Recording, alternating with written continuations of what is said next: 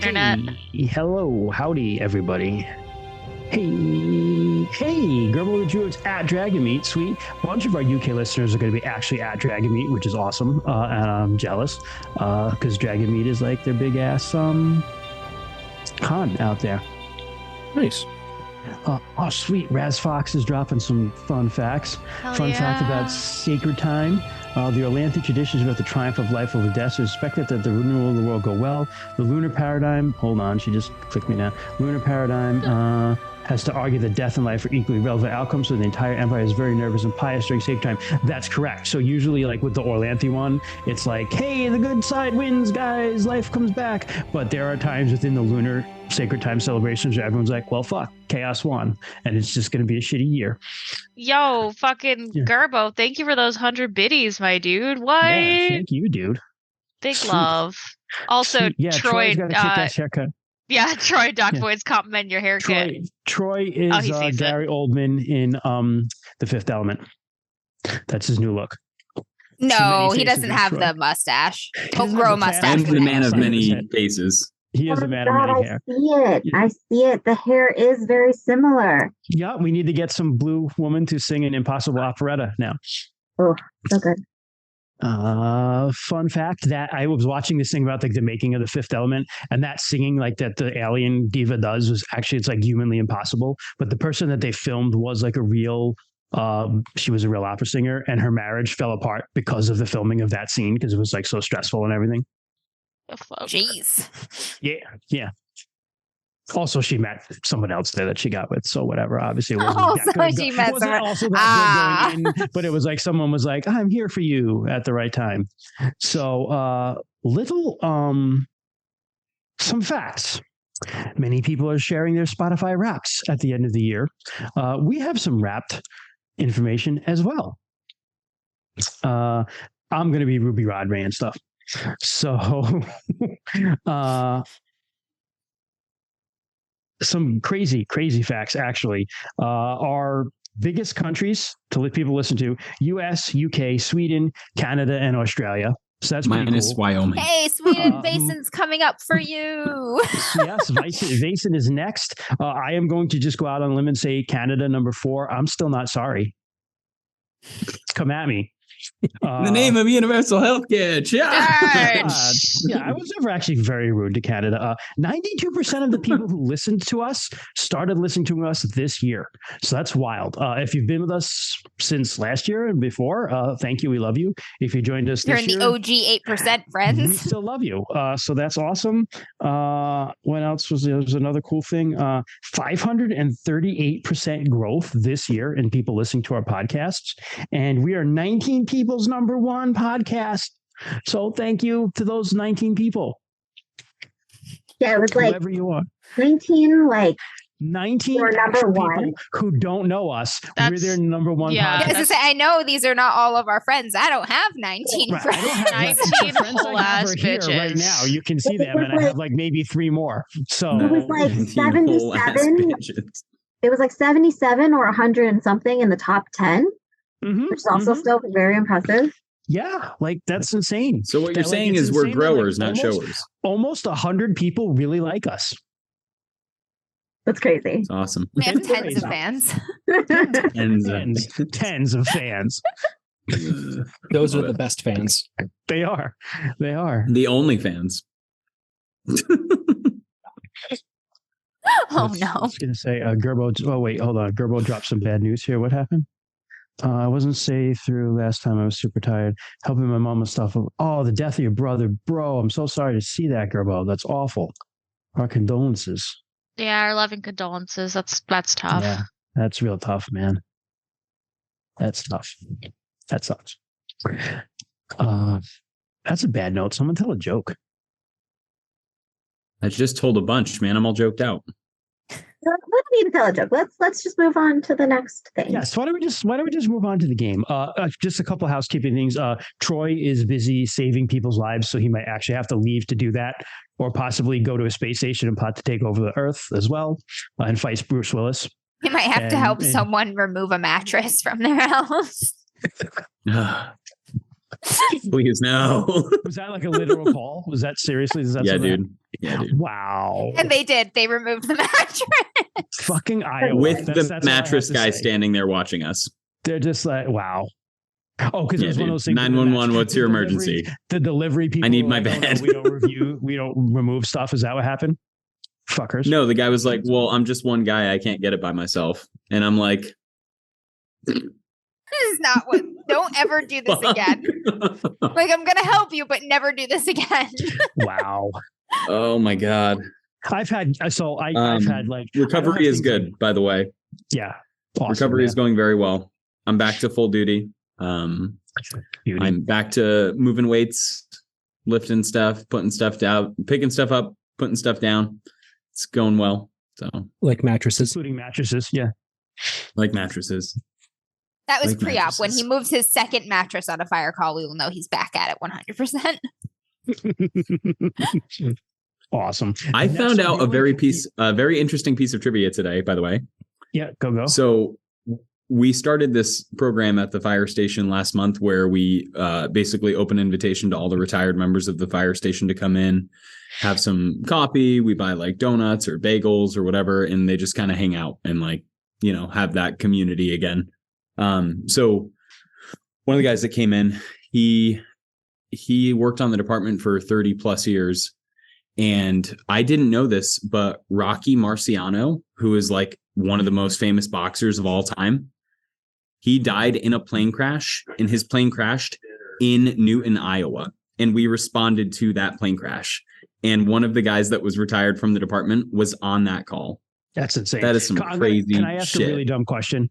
So, like, that American Pie song is about like Ricky Valens, I think, or someone who died. Like that wasn't the same plane crash, right? That was a separate. No, that is another very prolific plane crash.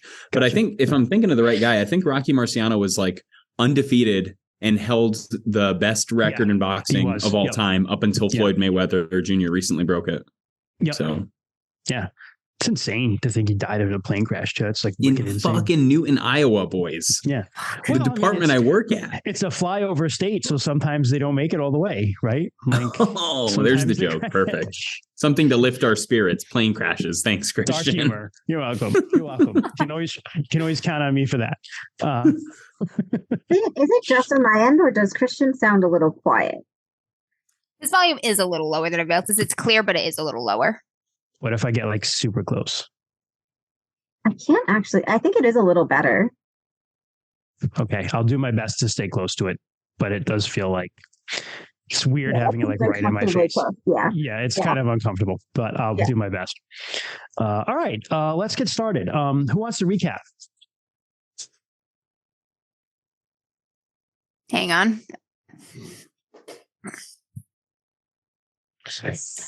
We went into the temple. That is what happened last episode. Yes. So we had returned to the Dragon Newt temple that we had originally found our rainbow worm friend at, whose name I shock. His K's and A's and S's sounds in it. Shavashak. Yes. Where we had originally found our Shavashak friend. And we were leading none other than Lake of Blackspear, the Prince of Sartar, and her closest compatriots to the temple in the hopes that Leica would go in and get a piece of the dragon. And I don't think she told us about the map bit. She was unable to enter the temple. And after a pep talk from one of her compatriots where, you know, like, we are young people, so we are not burdened by the desires and ambitions and weights of the world yet. And therefore we should be able to enter this temple and do this thing that the adults cannot, which was very unhelpful. But we did enter the temple after that. And we proceeded to walk down a hall completely littered with dragon porn. Distinctly remember the dragon porn mosaics. But it was clear that it was a very old temple. We were able to pass the sealed doors that kept us out before. It was apparently the time for them to open now. So we got through those. It was some sort of on the thing. Yeah, it was some sort of like hybrid temple / cloister monastery thing. There were the remains of old fucking priests scattered throughout here and there. But our dragon friend led us through the temple-ish. Did not talk too much about the Dragonborn, but we did eventually get to a sort of gate portal mirror way thing. And when we tried to go through it, we were told that we would have to like set aside some of like our earthly desires or ambitions in order to prove ourselves worthy, like, and unburden ourselves to cross through the threshold. And each of us were tested in a personal way about a fear or desire or hatred or something that we hold close to ourselves.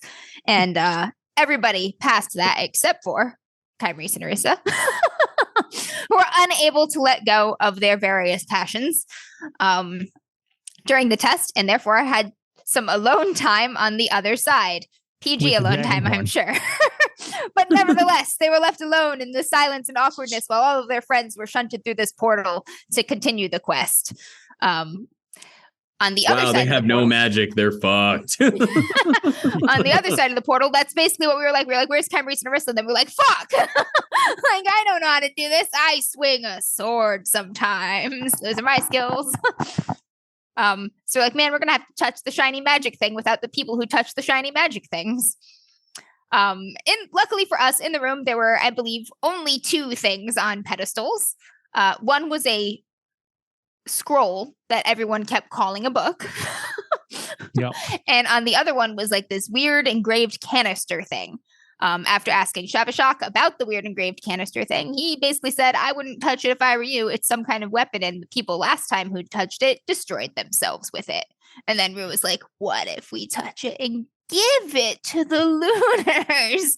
And he was just like, no. It was very hard, but Rue did not touch the canister and left it behind. I think it was Bryn who took the scroll. Yep. And then we returned through the portal. The way back was easier than the way through originally. Reunited with our friends. Resisted the urge to go down the chamber full of poisonous gas, which as lifelong RPGers, you can imagine how difficult that was for each of us to not do that. And we returned to the outside to Leica and her awaiting compatriots, presented the scroll, and she then revealed that the scroll contained the locations of several other pieces of the dragon. Was talking all about her plans and stuff to use the dragon, and then the dragon was like, bam, bitch, don't talk about me like I'm not here. And basically shut her down on that, and it was like, if I decide to help you after getting my body back, I will, and if not, tough luck. QQ, what are you going to do about it? And then he went back into his orb. So we all kind of had a moment where we digested that. Leica was basically like, all right, thank you so much for the map and everything. The rest of us grown-ups will handle the rest of this. You kids can go back to your villages and pastoral lives. On our way back to our villages and pastoral lives, we were ambushed by a large detachment of Lunars, like 30 of them. And we were like, oh, fuck, for like 30 seconds while some shit talking was happening. And then in come the reinforcements. It's Gordengar and all of the inner circle and Aranina and Lonson and all the murderers you love most. They showed up from behind. So it was like, we have you surrounded. And we're like, do you? We have you surrounded, actually. And with a great reversal of fortune, we slaughtered the shit out of the Lunars. Even the ones Rue was like, don't kill. We can question them. They really fucking killed him. They killed him hard and without hesitation, much to Rue's distress. We returned to the town after that slaughter, kind of in mixed spirits, actually. It was very single-sided. A few people were injured, but nothing serious. No losses on our side. But people were kind of in low spirits because this just seems to be foreshadowing the massive retaliation and destruction everybody at this point knows is coming. Back at the hall, in that kind of somber mixed spirit, Leica basically called Gordengar out and was like, hey, you should leave. And Leica was right. But Gordengar grumbled and said something non-committal about doing that. Leica, God damn it, I keep calling her Leica. It's clear. God, there are 2 and they don't like each other. I wasn't going to correct you to the end, but it's understandable. Like, both really badass it's women. Clear Starbrow, not Leica Blackspear. Replace. Find all and replace, please. Thank you. God, I confuse those 2 so much, which I'm sure they would love if they knew about. Yeah, they can't stand each other. Yeah. Really like that I confuse them. Right. Kalir was like, hey, you should leave. And Gordengar was like, non-committal about that. And was being really proud and Gordengari about it. And then Rue was like, hey. It's an excellent verb. Kalir is right. And Gordengar just kind of doubled down on the being proud and fighting and listen, violence is always an option, right? It's not always the best option. But it's always an option. And then Gordengar basically said that in return. Yes, but it is an option and I like it. We ate, we drank, and sort of dispersed to our various homes and lives to prepare for sacred time, knowing that sacred time is going to be sort of the brief calm before the storm. Apparently the Lunars also celebrate sacred time and stuff. So people don't really fight or do war during that. So in theory, we should have a little break, but as soon as sacred time's kind of over and the roads open, everybody knows something real big and bad is coming. Ta-da. Really good job. That was a really good job. All right.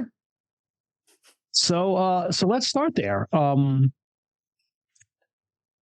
time goes by. The storms of storm season begin to subside. There's not as much thunder and hail and rain anymore. The weather just becomes just kind of still. And it's neither cold nor warm. It just feels like, for those of you who went deep into your initiations and were at the end of the world, and remember being there almost to face the devil, you remember that feeling of the air just being still and neither cold nor warm. It's just anticipating something. And that's what it feels like the world is doing. It feels like it's neither dead nor alive. But in the weeks, there are 3 weeks that lead up to the sacred time. And for some of you, Discar and Rue, that's the Great Hunt, which is the biggest, baddest celebration of the year for hunting gods. So I'm going to start with Des first, because Baroth is like, hey, are you you coming with me? Yeah, of course.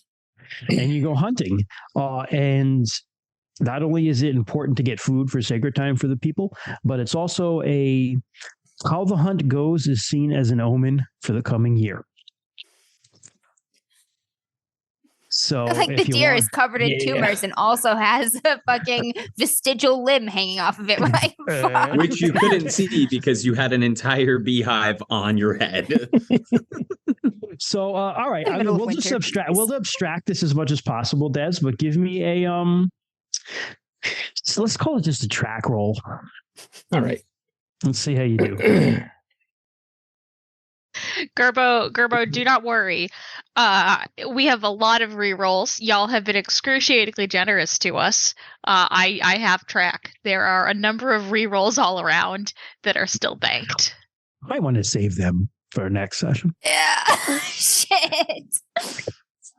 Well, what is the world say that I'm absolutely wearing the Crimson Bat t-shirt for next session. Oh boy. I got a 37 out of 82. Hey! So I'll wear my brown pants next session. So you're talking. So you're stalking a deer, not a ghost deer because those are sacred, but a deer, and it goes well. But why don't you tell us how it goes? Tell us what happens, and I'll jump in with appropriate omens, perhaps. Okay. Well.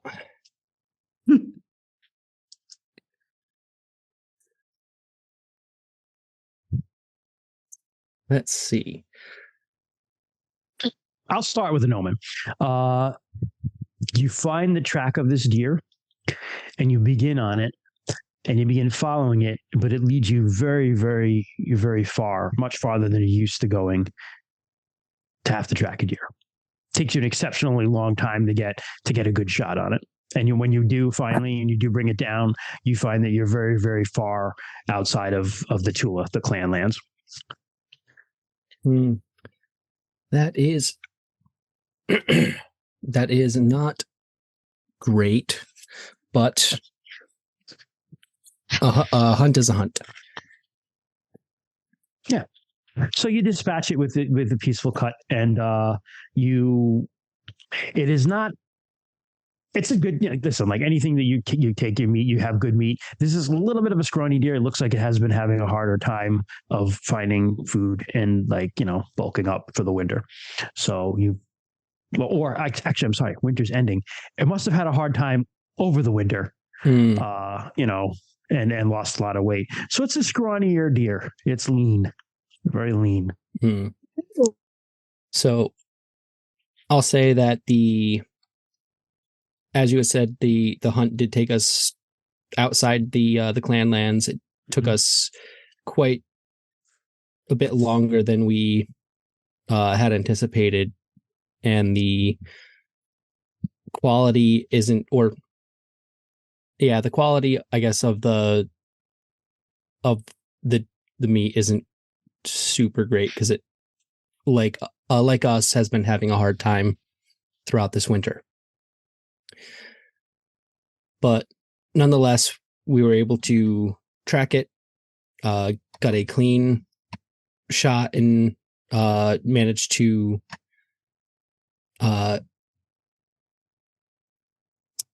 take care of it peacefully in our hunt, and dress it and take what we need back. Sounds good.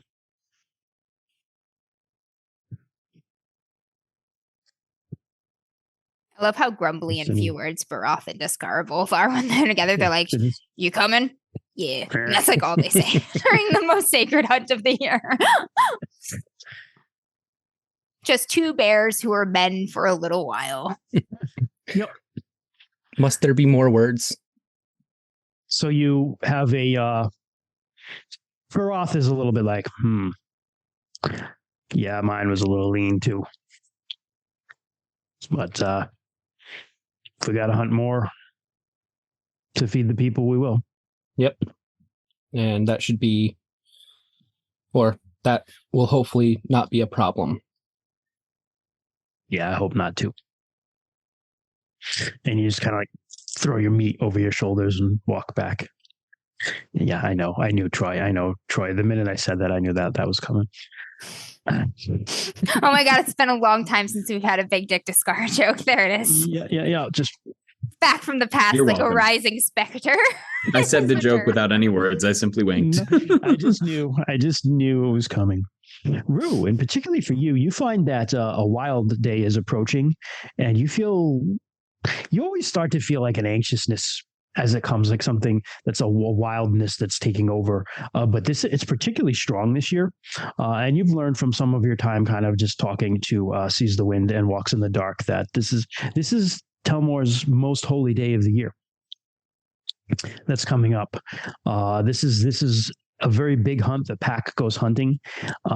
It's very common for individuals to have visions of their own during the hunt that not only show their places in the pack, but also give them some glimpses into the year to come or something like that, and also give some omens to things. And as that night arrives, is there anything you want to do beforehand, to talk to anyone beforehand or anything like that? Rue is going to ask all of his friends here, each of you, if you would meet him at his house at maybe like an hour or two after dawn the next morning. There's an important Telmori ritual, and he would like you to be there if you want to come. Yeah, Arissa is floored that she would be invited to this because it's a Telmori thing, but as soon after she processes that, of course, if there's anything I could do to help, let me know, okay? Just come as yourself. I can do that. Aw, he's so happy. All right, so after inviting everybody to be there, like maybe 2 hours after dawn the next morning, he will go out with Syl and begin this big sacred hunt. And Syl herself has been very like, when you see like animals, like I'm thinking of like when you see like tigers or wolves in the zoos and they're just like pacing and pacing and pacing because they're very wound up about Big something. energy. It's sad to see, but they have that big energy. She's had that energy too. The same thing that you have. She's just been pacing around and sniffing the wind. And yeah. And you feel even in your human self with your senses are a little better than everyone else's as far as like sense of smell, sense of hearing, but it even feels more heightened now. Like you can smell something on the wind. There's this sense of excitement coming to you. So you and Syl head out into the woods. And as you get into the woods, you walks in the dark and sees the wind waiting for you, kind of just like leaning on a tree, using a bone to pick her teeth. He kind of just laughs a little to himself and he'll head over to them. You ready? Yeah. You don't be surprised out there. It's different for everyone. Sometimes you might see things. I won't blink. Good, you won't miss it. Head deeper into the woods. And as you do, and the moon fully turns on you and the sun goes down, you shift. But typically, Rue, you only have like, at best so far, you've had like some scattered memories of these times when you've shifted and kind of like almost like a dream that you had, but you remembered very well. And at best, maybe just a feeling of like a lucid dream where you were conscious of what was going on, but you were still like observing it as yourself, but within like another body, basically this wolf self of yourself.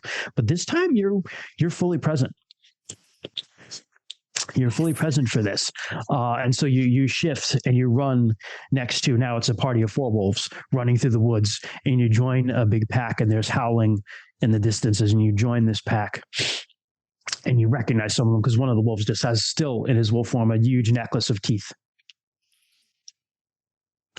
And so you recognize the wolf forms of some of these other Telmori that you know, but you all set off on a hunt. And you're heading through the woods. And it's just like the Great Hunt, it's very important that you bring something down tonight because it is an omen for how the next year is going to be. And it's very important for that because Telmor is a hunter. And as you're hunting through the woods become very foggy.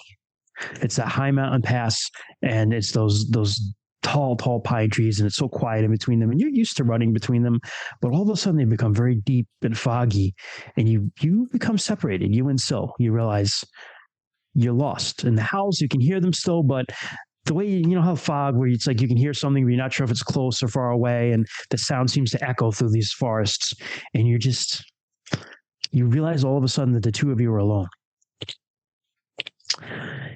And the woods suddenly become just like deathly still. Like the stillness when the absolute apex predator is there and nature is just holding its breath, hoping that it passes. And you just, you guys kind of circle and you're looking around and you see it emerge from the woods. It's just a giant wolf. And it is black and gray fur. And on its fur in it, you see these strange spirals. Ooh. All right. And you realize its eyes glow a yellow.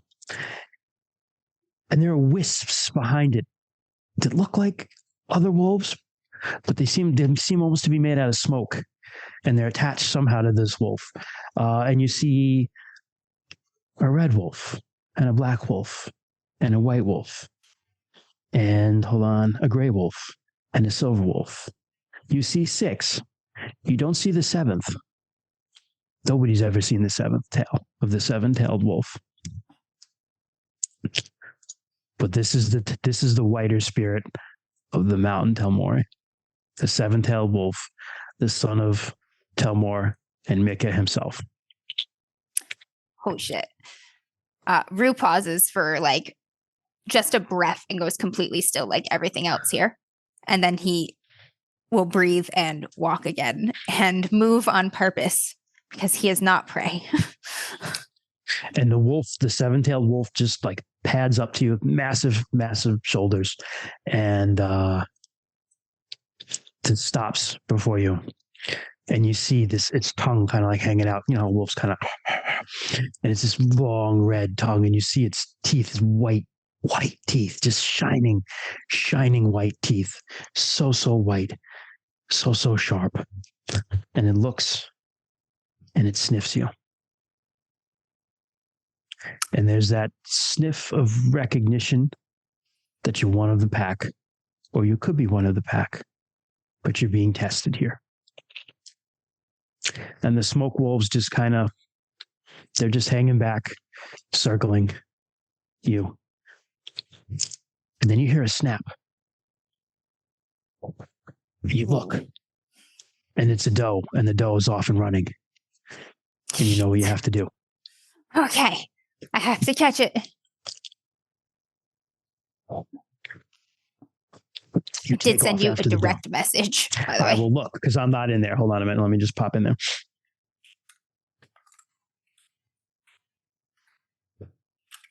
Okay. It is an elk doe, or a female elk. Okay.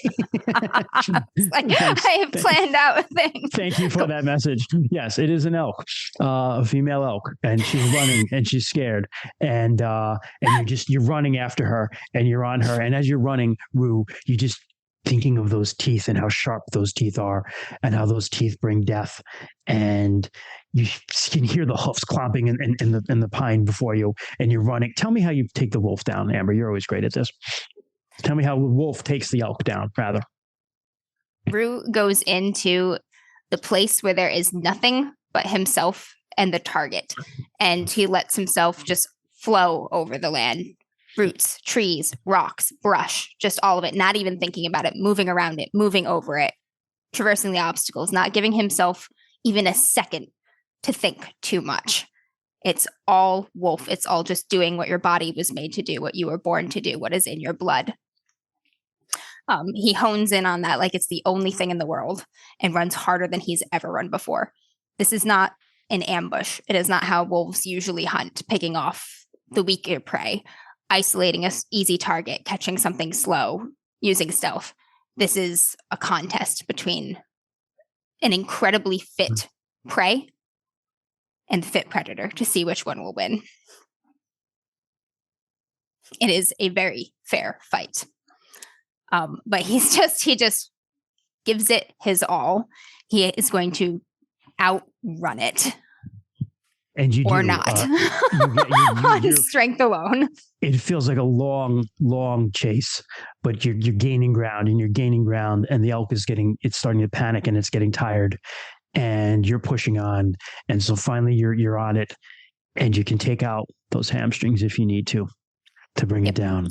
Swift, hard bite to the back of the leg, and you bring it down, and you pounce on it, and you get your teeth.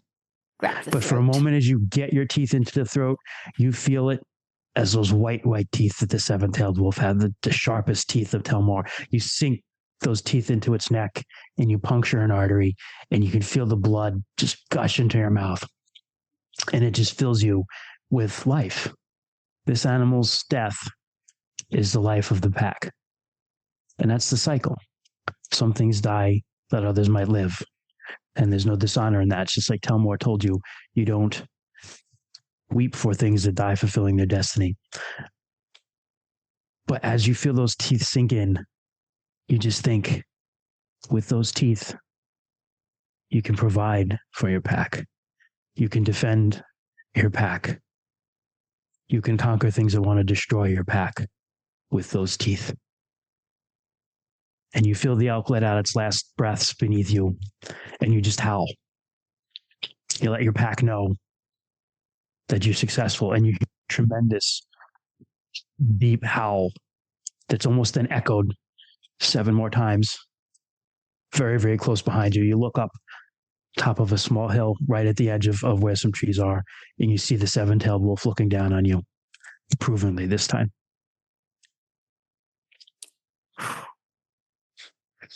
Deep breath. He is wired, shaky wolf right here, all adrenaline. When the mists and vision and whatnot clear, he will find his sister again. She was with you. She kept a very good pace with you. She managed to actually take out the other hamstring, but it was you who did the killing bite. But you have a kill. All right.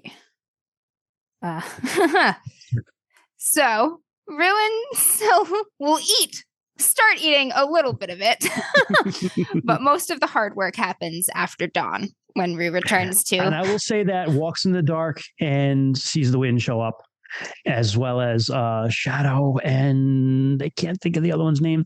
You have like 2 wolf friends and their friends. You share a nice little wolf meal from them. Give it a little snack, but the bulk of the elk remains for dawn.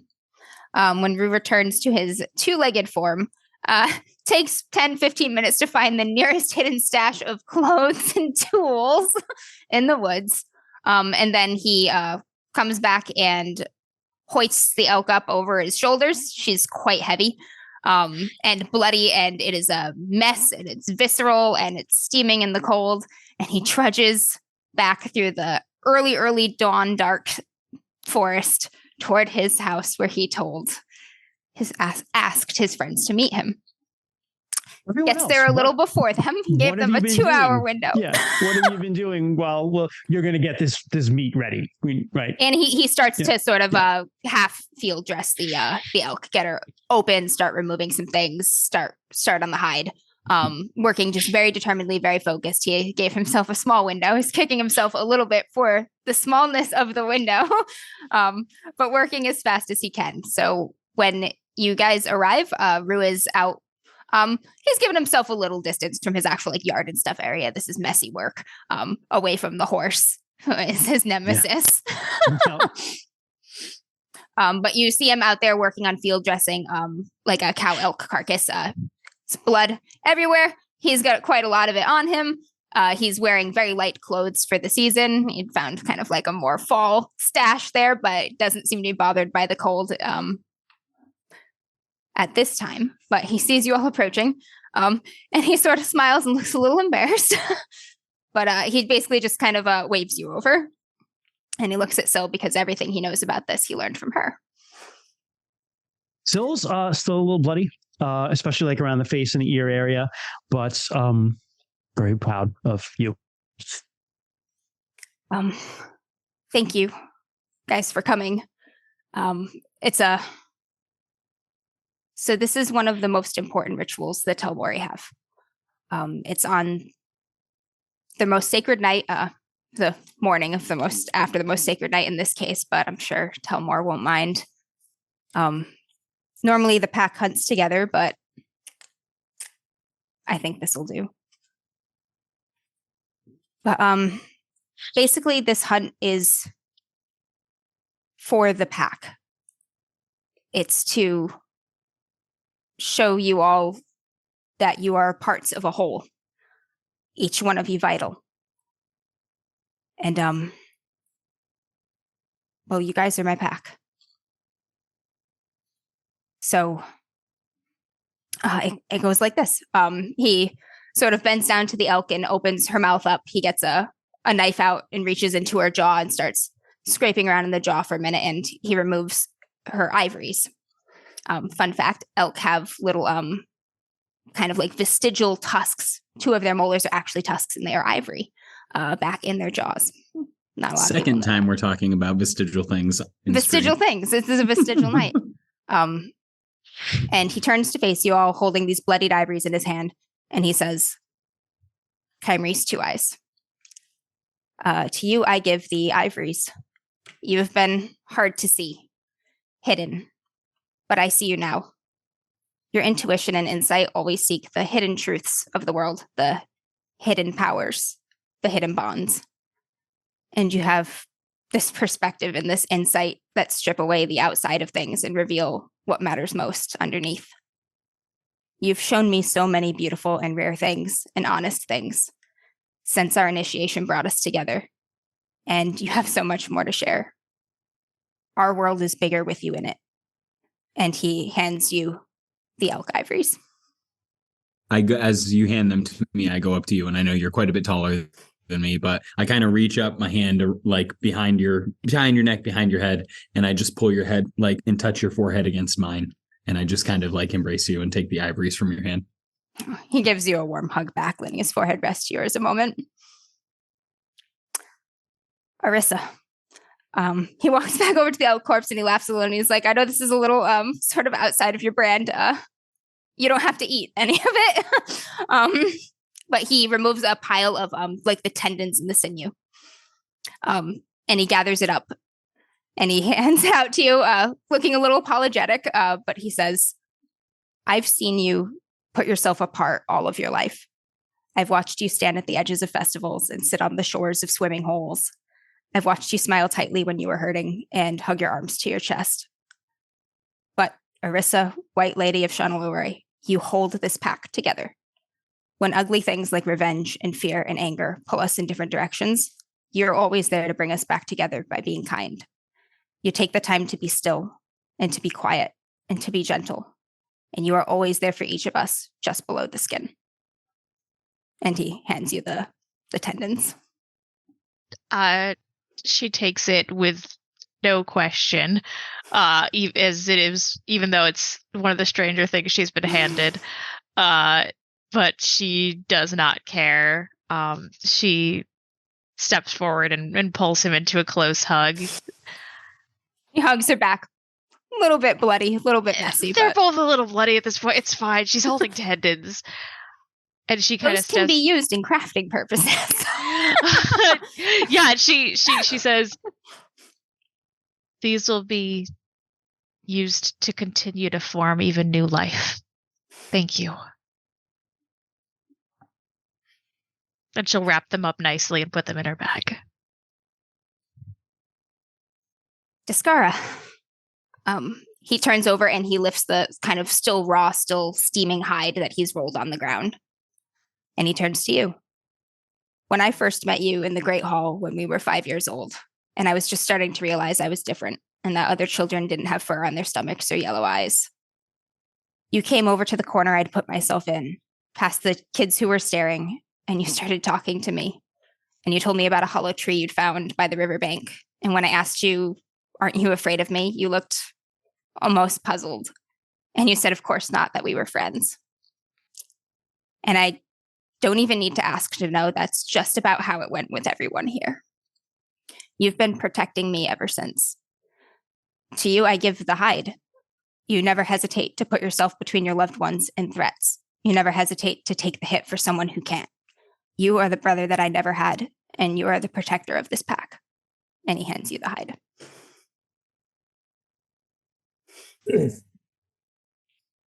I think Des is just going to start to cry. Thank God. He hugs you and just kind of rests his face against your shoulder to hide the fact that he's crying a little too, fucker. And Des will give you a hug back, and it has been an honor to be your friend for so long and share what we have come to do. He puts his hand to the back of your neck a moment and rests his forehead to yours and says, I love you, brother. I love you too, brother. He turns back to the elk body again, and he removes the liver.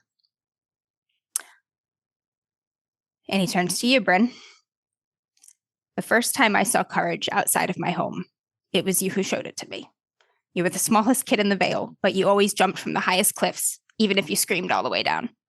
You weren't always the first to the top of the trees, but you were always the first to start climbing. You've never done anything in your life halfway, got knocked down the most and stood up the fastest. You were 8 years old when you picked up the axe and you never put it down. And everyone here watched you do it. I watched you do it. And I am watching you still in awe of your courage, as if I were 8 years old. And he hands you the still warm liver.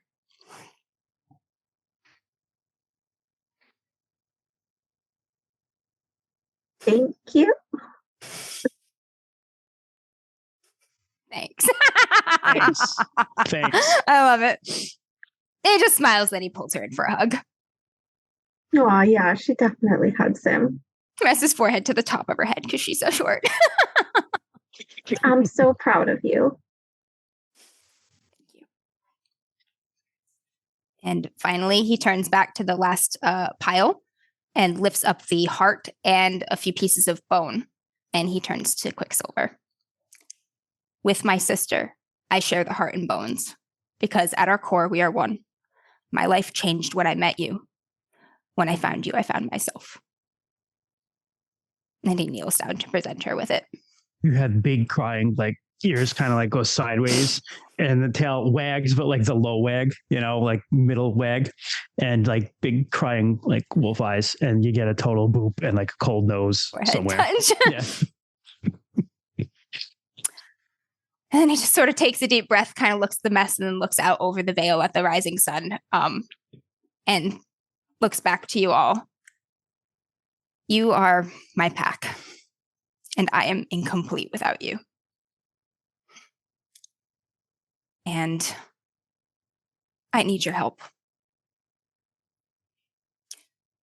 There's something that I have to do that I can't do without you.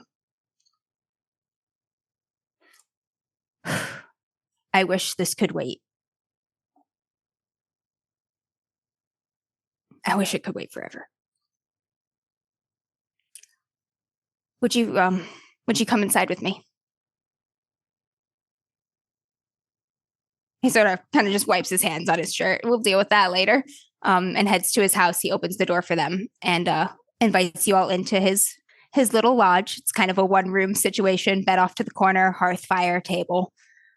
He's pulled the table out away from the wall and arranged the couple chairs he has, and then a big old log, a stack of hides, improvisational seating arrangements.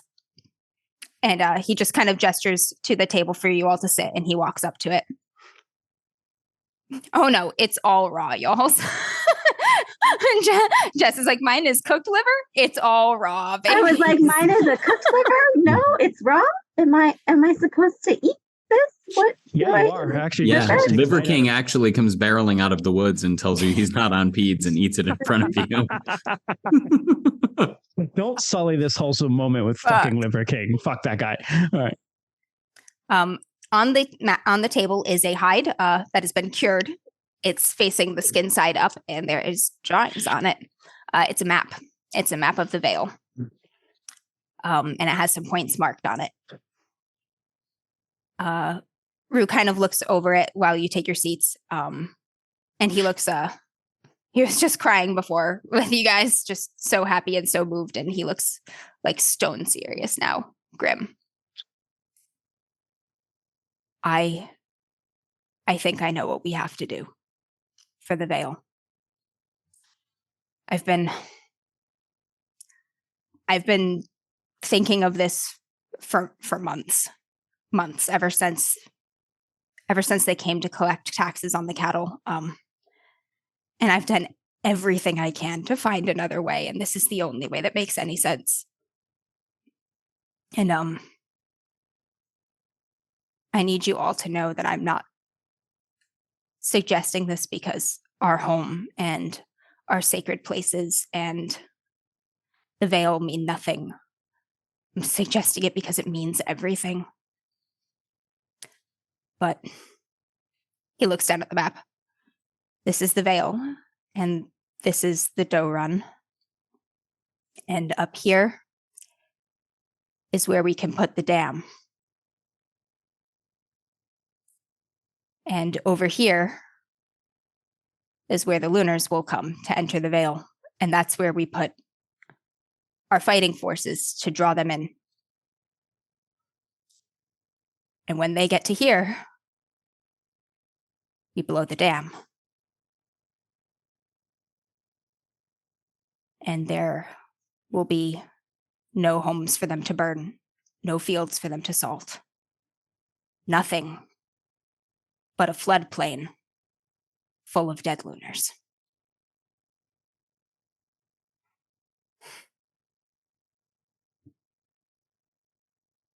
I think Kymreese is the first to react, and he kind of shifts abruptly when he realizes Rue is done talking, and he walks over to Rue and he's got one hand like on the map where the veil is, and then he turns and he stares at Rue like very intently for a moment. That fire orange eye and that icy blue eye just look. You can tell Rue they're looking for the thing that's underneath, the thing that's unseen, right? And he puts a hand on your shoulder and he offers you this kind of coy smile. And he says, I told you we were going to need boats. He just pulls you in and hugs you again. It's a very different hug than the one before, but it has just as much heart. And in that moment, that Kymrese, he is right there with you. He understands that's, in fact, he thinks that he foresaw something like that happening. So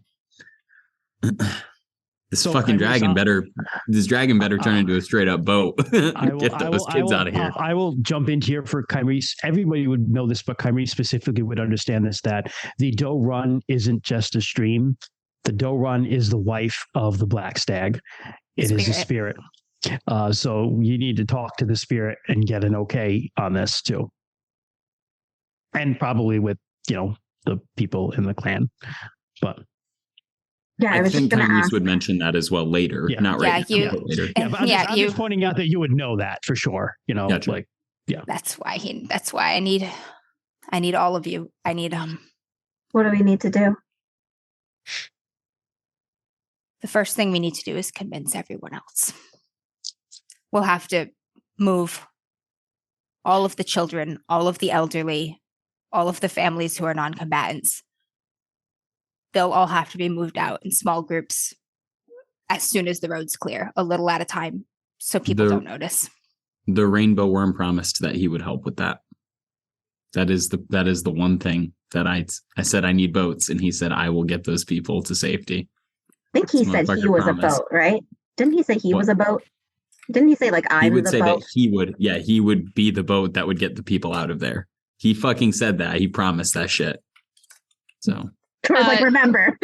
So it's at this point that Orisa reaches into her bag and just pulls out the orb and takes it out of its little scarf and just kind of places it down and just very quietly says, "Do you have any input, friend?" A wind blows from outside, and the very small hut almost shudders at that wind, and then something suddenly is snaking through the air above you, and it's big. It almost takes up your entire hut, Rue. It's Shavashak, and he kind of twists and coils, almost as he kind of swims through the air when he does appear to you guys, and it always seems to be in a circle. And it almost as if a serpent eating its own tail, he's almost kind of chasing his tail. He doesn't complete it necessarily, but there's always a circle of that. And he swims over you. And he says, "The plan is a wise one. I will aid as I have promised." Thank you. Others may not listen at first, but we will convince them. Yeah. I think that's the big thing is Gordinger is set to stay. I know. How are we going to change his mind? We talked to his inner circle. There are members there that will listen to us. Lonson will listen to you. Rue, I know you and Aranita will listen. My mom. Yeah. Roth. Okay, then he'll have no choice.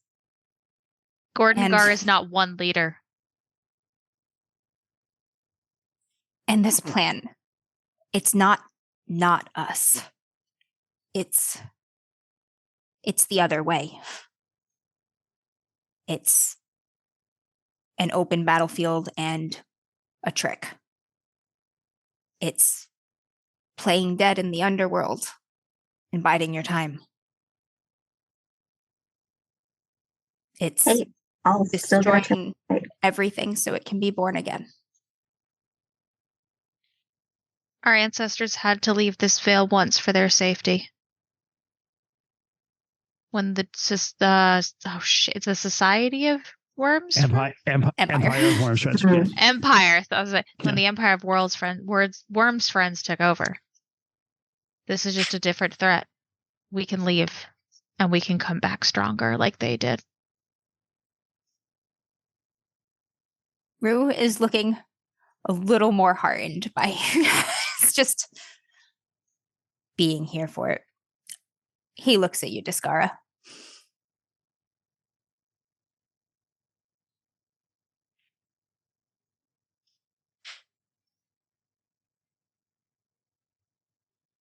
Discar just has been kind of nodding his head. He's always he never could quite always grasp what your plans are, but he knows that they're usually the right way to go. So he'll just say that no matter what, I'll always be with you, even if I have to find you again.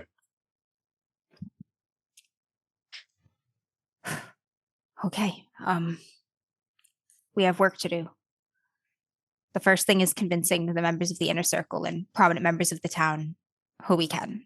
And then if we can present a united plan and a united force with support to Gordengar, we can sway him. We have to. And after that, we'll have to move all the non-combatants out of the Vale a little at a time through secret routes. They're going to have to go to other clans with their kin. We'll have to move cattle, supplies to help offset the burdens on the other towns. I'm going to jump in here. Bryn, you actually already started some of this, if you remember, you went with Lonson and Gordengar over Kangarl's Bridge and that back way down to the other side, and you gave a bunch of cattle to the Stoneleaper clan, which is the clan that Ezreal is from. Specifically for this reason, he kind of knew that they were going to take some of us. Yeah. Yep. And the people who remain, they have to be ready to fight. They have to be capable. Everyone will have a role to play in the plan. When the Lunars arrive, we'll need people down here at the mouth of the Vale where they'll approach from to meet them in the field, to put on the illusion of engaging them in open combat, to fight them and draw them further in to the path of the floodplain. And they have to do it in a way that they won't be suspicious that we're doing something else. There have to be enough of them to be reasonable, to look reasonable. And they have to be fast, because they have to get out of the floodplain when we blow the dam. It will happen very fast. We'll need craftspeople, engineers, priests, magic to construct the dam and to take it down. Kymrese and Orissa, we can't do it without water spirits. The land has to be with us for something like this to work. You talk to the earth and I'll talk to the water. I look at Orissa. I could do that. And then we'll need point people, leaders, to keep folks organized and together when we start making the final retreat out of the valley. And we need people to cover the path so any stray Lunars cannot follow. We'll have to have ways to close passages, to veil the runs, to kill pursuers. The bulk of them have to stay in the valley, though, to be met by the Doe Run. It's a crazy plan. I know. But everything else that I've thought of ends with our people being slaughtered here for pride.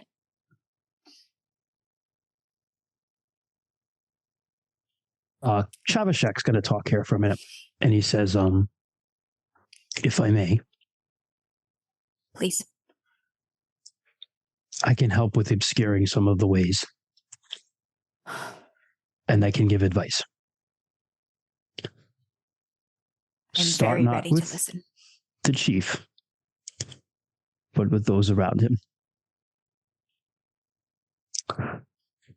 Start with his warriors.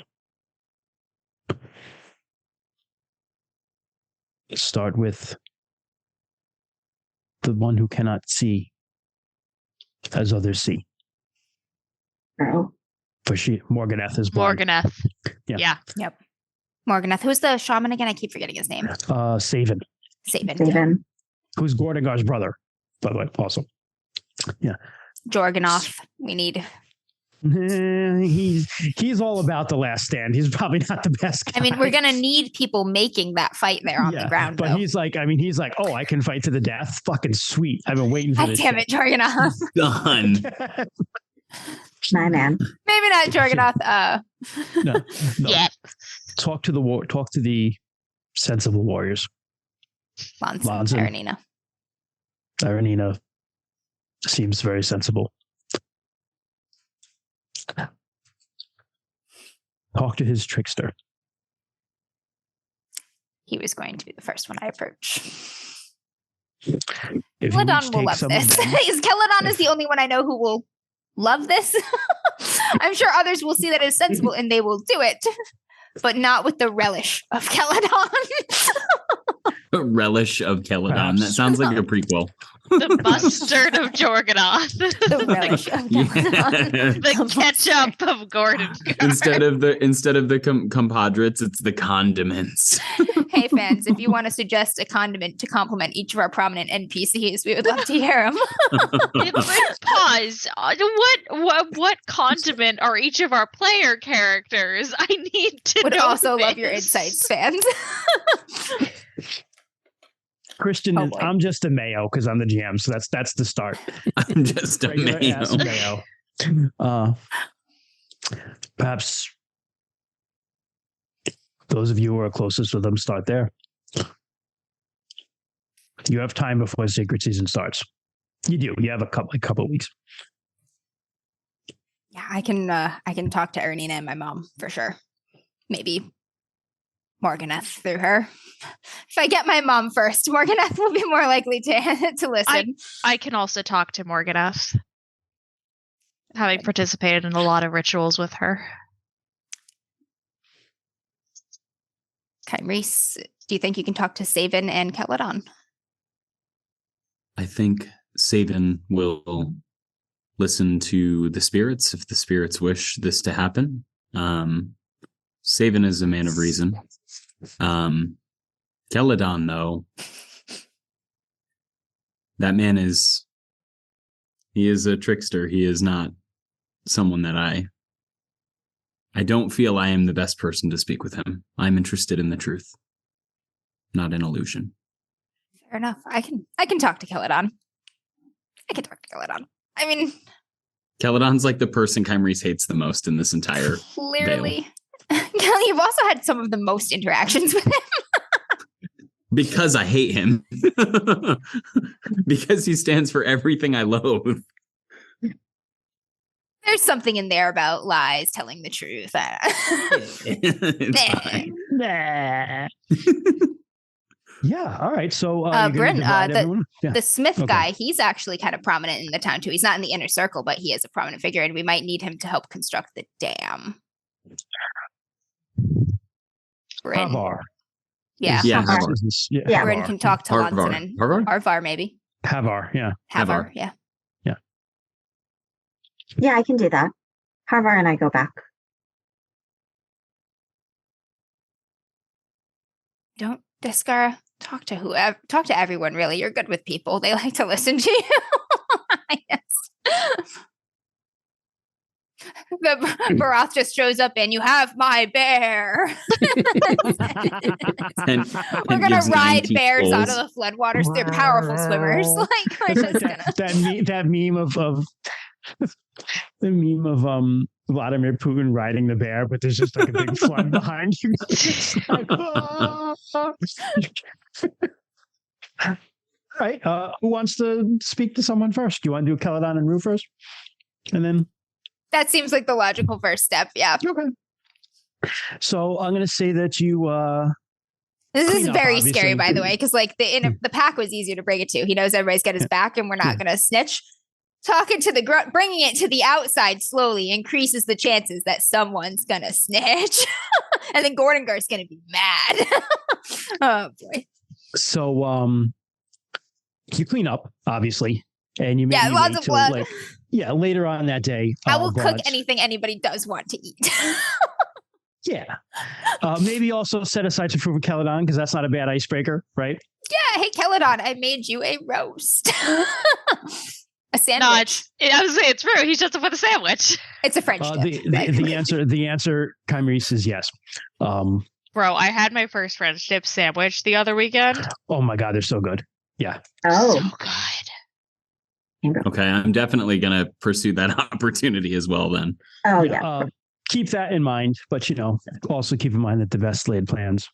I know, right? So something will go wrong for sure. You clean up and you wait till Caledon hangs around the main hall a lot, so it's hard to kind of like separate him. But you watch him, and he definitely notices me watching him at some point. He kind of wanders around a little bit and visits different people and like jokes around and tells stories outside the Vale. Not outside the Vale, I'm sorry, but outside of the hall. He visits around and tells stories. As a matter of fact, that was like one of the, if you remember when what was the guy's name? Dareston like disappeared with Israela. There were people who were like, oh, they ran off together because like Caledon was telling romantic stories. Was totally not the case, but like, the trickster gets blamed for shit. So, so you see him like kind of leave the main hall, and he's setting off northwards towards like White Birch and the waterfalls to like perhaps visit some people, and has a little bit of a flask that he's drinking and kind of humming to himself as he walks. Oh, booze is a great idea to give him. Can I get some mead from someone or something? Yeah, you can have garnered some mead. Excellent. You know who has really good beer? Some of Aranina's red beer. Yeah. All right, you get some beer from Aranina. I guess it's for no reason. She's Thank just like, you like it? I actually am a big fan of your beer. I just can't have that much of it because it knocks me off my ass. What? Here, and she gives you amphora of beer. Like, you get a little like. No, an amphora I think is an amphora big? No, it's like a pitcher. Someone will correct This is a whole ass pitcher. There's no Cabernet. I just walk up to Caledon with an open pitcher. Love it. The average normal height of an amphora is 18 inches. So it's like one of those like 3-foot beers. So that's what you get when you go there. There are some smaller ones. Basically, they average 18 inches, but they have ranged from 12 inches to 5 feet. You have the 18-inch variety. That's the Descara variety. You have some red beer. Roll up to Caledon with 18 inches of beer. Of hard liquor. So you'll catch up to him, and he's just kind of like walking and stumbling around, and you hear him, he's just singing to himself a little bit. You could not believe your eyes, our voice could hypnotize. Promises are only lies. Hey. Ruin. Hey, Caledon. How are you? Doing all right. Good. I was hoping you mind if I join you on your stroll. Yeah, sure. He kind of finishes his flask, and then he looks at the beer, and he's like, he doesn't know his beer yet, but he goes, Rue will take a drink and offer it to him. He's like, oh, this is Aranina's stuff, huh? Yeah. You it's strong even by your standards, right? Yeah, it's a little, that there's like blood in that, right? From men who I turn into a wolf sometimes and fight men. With women who shouldn't. They shouldn't. So anyway, here's beer. What's I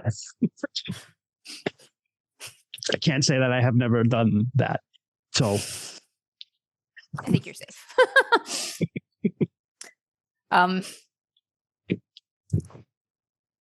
So we're fucked, huh?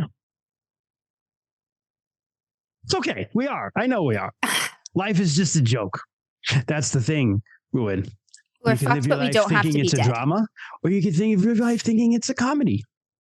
Me, I see the comedy. because the gods, they laugh at us. What about an epic? I like an epic. I like an epic a lot. Everybody likes a good story about if I'm underdog leading gods. the people through the woods, leading the people through the snow and the great darkness, Yort fighting the battle of I fought, we won, going all the way to the end of the world to learn the secret of the Star Heart. That's an epic. How would you like to write a new one here in the Vale? Well, that's the most precious thing that we could ever hope to do. I have an idea. I'm listening. It involves a trick. I'm really listening now. I haven't talked to many people about you're the first person beyond my closest that I've spoken to. It's a secret too. Hopefully not for long. Oh, well, that's too bad. But go on. Gordengar wants to stay and fight. And I get it. I do. I hate the Lunars. I love this place. I would defend it to my last if I thought it would be useful. But we both know that when the Lunars come, they're going to come with hundreds, just insurmountable odds, and they're going to come to make an example of us and this place. He kind of just burps and then takes the beer from you again and drinks some more. I can't let that happen. So, what if we draw them in and we drown them? Ruin. We live in the mountains.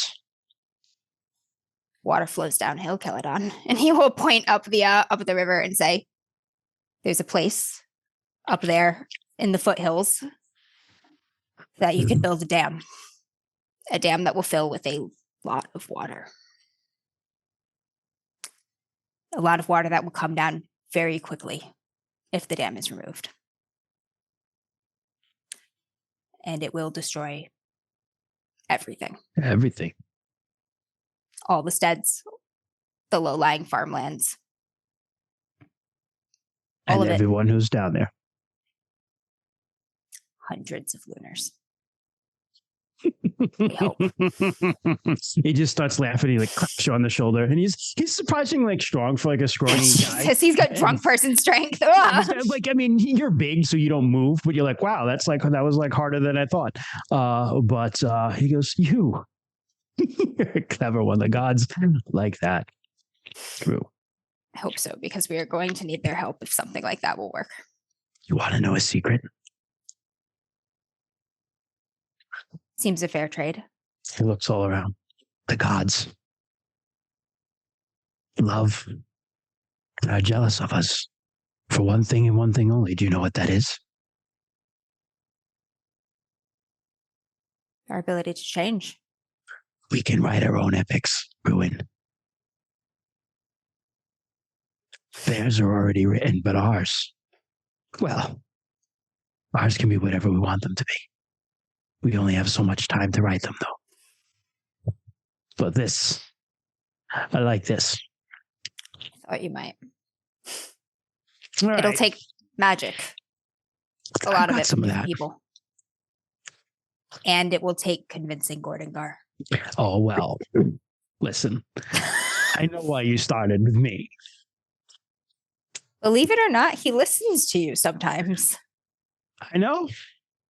It's because I know things about him that he wouldn't want others to know, but I think it's also because he loves you the way Orlanth loves them all. Because of blackmail, you piece of shit. She's just like, don't get all mushy on me now. Come on. We need a little while to talk to some other people, but eventually, and I'll let you know when. we're going to bring it to Gordengar as a group. Right. Someone talking to Morganeth? Yeah. Good. Need to get her on the side too. Shouldn't be that hard. She thinks Gordengar and this whole stand your ground thing is, well, Yeah. It's just like, I think that too. Yeah. Yeah, I get it. Thank you. Yeah, of course. I trust you. It's a little much, but I'll help you out here. Okay. He'll leave the beer with Kelladon and sidle away. Like that one was going to be the easiest one. He knew. Like he thought he's very happy with the beer, and he kind of stumbles off north up towards High Falls. He knew he'd go for that. He's like, "This is hilarious! A valley full of dead lunars." He was expecting that reaction. Okay, that went about his plan. All right. What's next? Well, you mentioned Morganeth, so I figure we'll cut to Arisa going to Morganeth. I would say this could be the same day. Morganeth is in the weaving house. Ooh. Makes sense, since Arisa would know that. With Liv and Ezrala, the main are now the folk in the Vale. But they be weaving. All right. So you go in and you say, like, idiot men, idiot pride. They're just bitching about Gordengar when you walk in, and you're like, yes. She does one of those comedic. I hope I'm not interrupting anything. Oh, not at all, dear. This is Liv. Not at all, dear. Come on in. Come on in. Those we are working on some more of those blankets, but we're not quite done. No, I'd be happy to help, but I came to talk to you guys about something a bit serious. Those who can see look at each other, and Morganeth doesn't have to look at anyone. She's just like, right, come on, sit down. She kind of pats a spot next to her. Yes, and holds out a hand to you. And then she'll take your hand and sit down. Oh, Arisa, your hands are always so cold. Well, being me plus being in winter doesn't help. Get us some warm clear wine, please, for everyone. All right away, mother. Ezrala kind of leaves. We have a few minutes to talk. I have a feeling what you wish to discuss will put, well, I may be blind, but I can tell that her and the big one are very much in love, and I don't want her getting upset.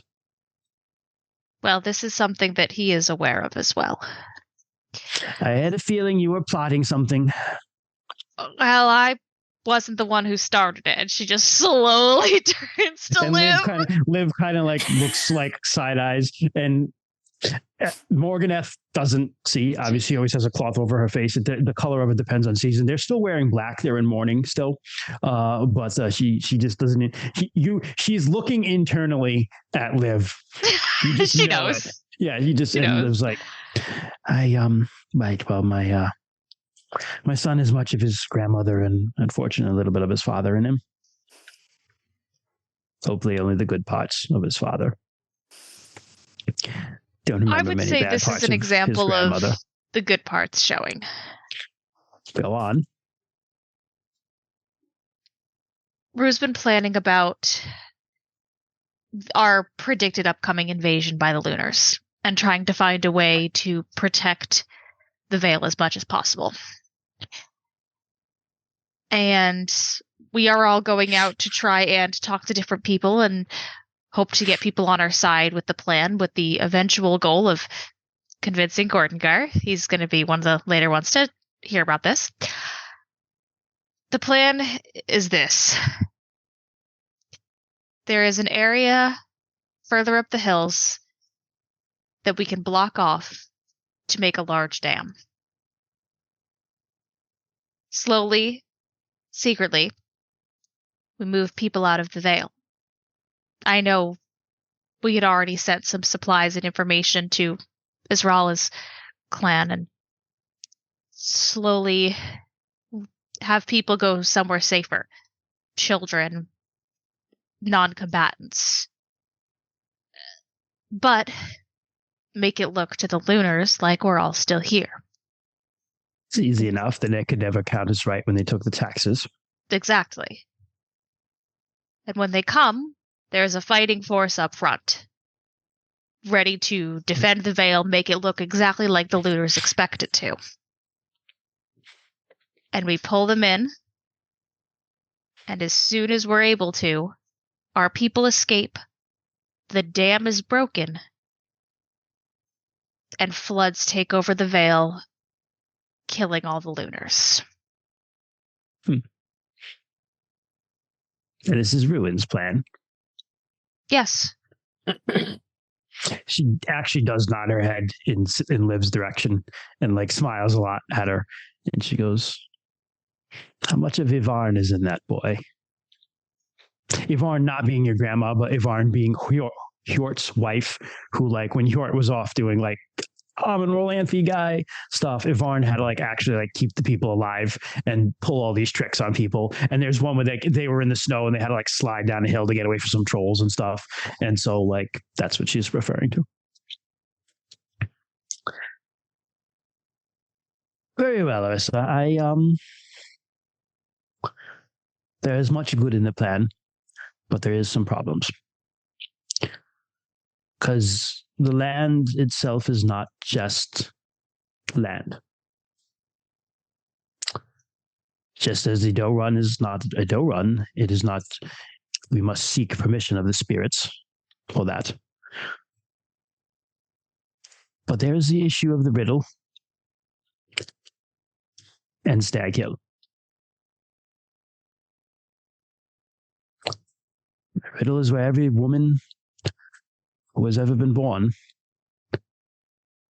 save for the ones where we were in exile, has gone to rest.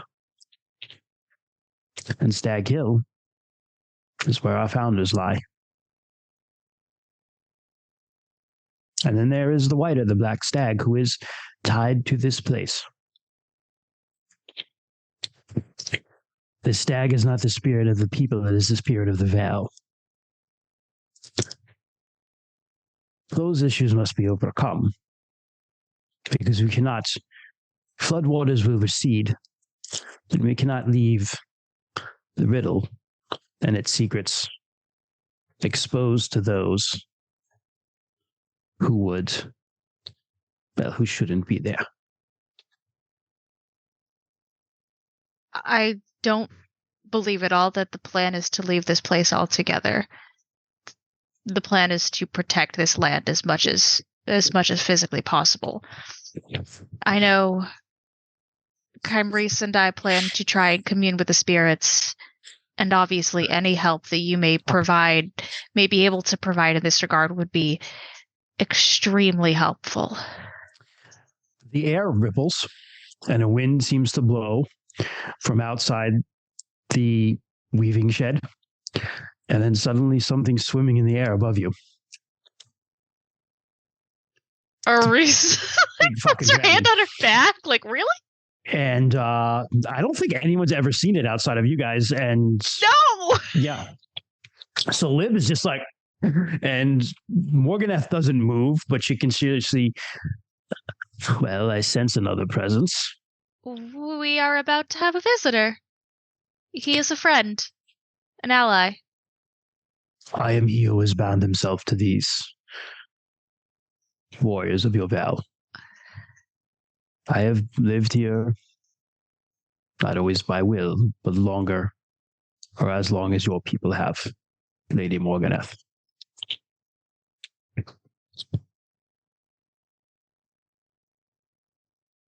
I understand your concerns. And when the time comes, I will make sure that no one can defile the riddle or the hill.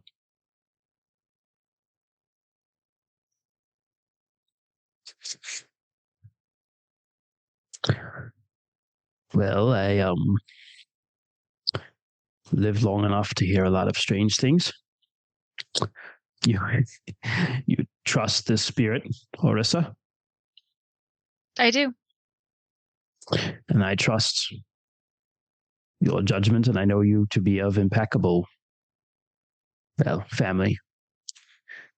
So I will trust you in that regard. Thank you. Hard to argue. Thank you. Each of us is trying to talk to some people that we know would be of great assistance with this, and in time we will, hopefully shortly, present it to Gordongar, but we need as much help as possible. I can most likely convince the Earth to dam the Doe Run, providing the Doe Run agrees. Thank you. You're welcome, dear. I don't want us all to die either. There's too much here at stake. Exactly. Too much here to protect.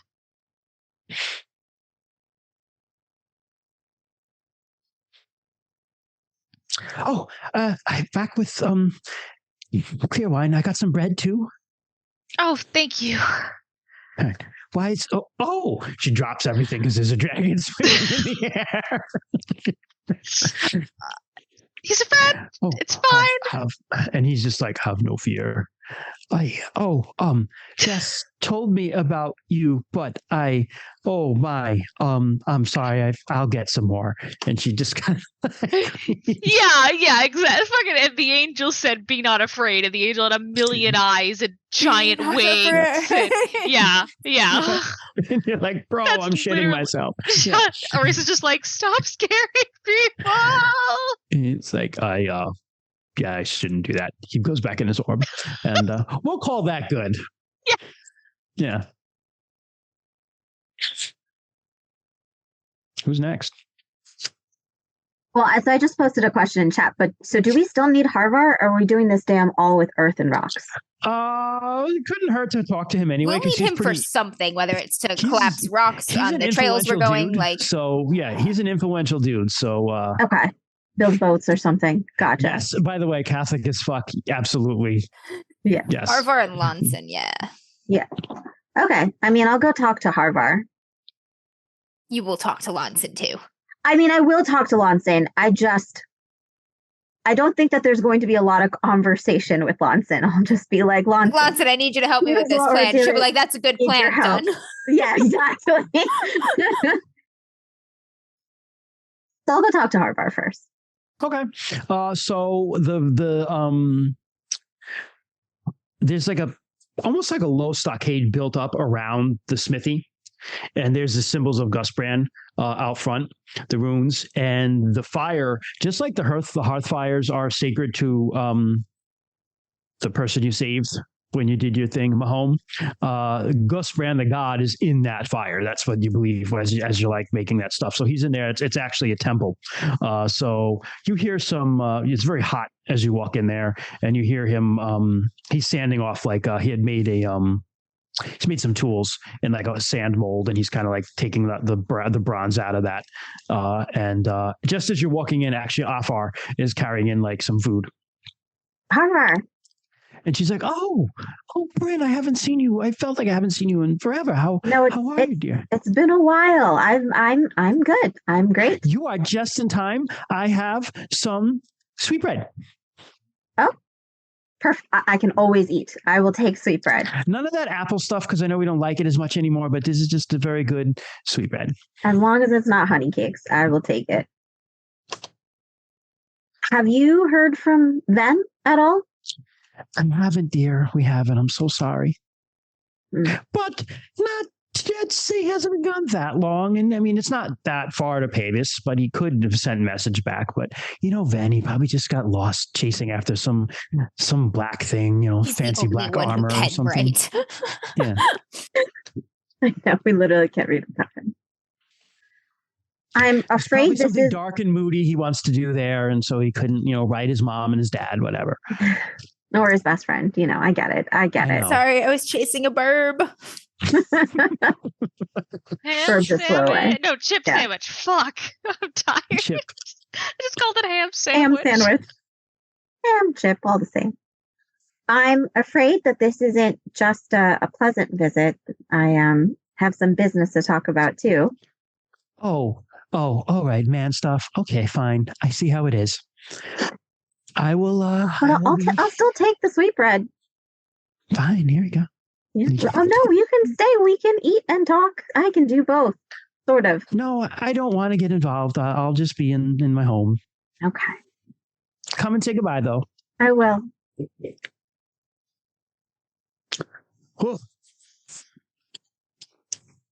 So, what can I do for you? Well, Rue has a plan. He's like he's like 2.5 times your size, by the way. I just want to point that out. Oh, okay. Go on. Well, Yeah. Rue has a plan.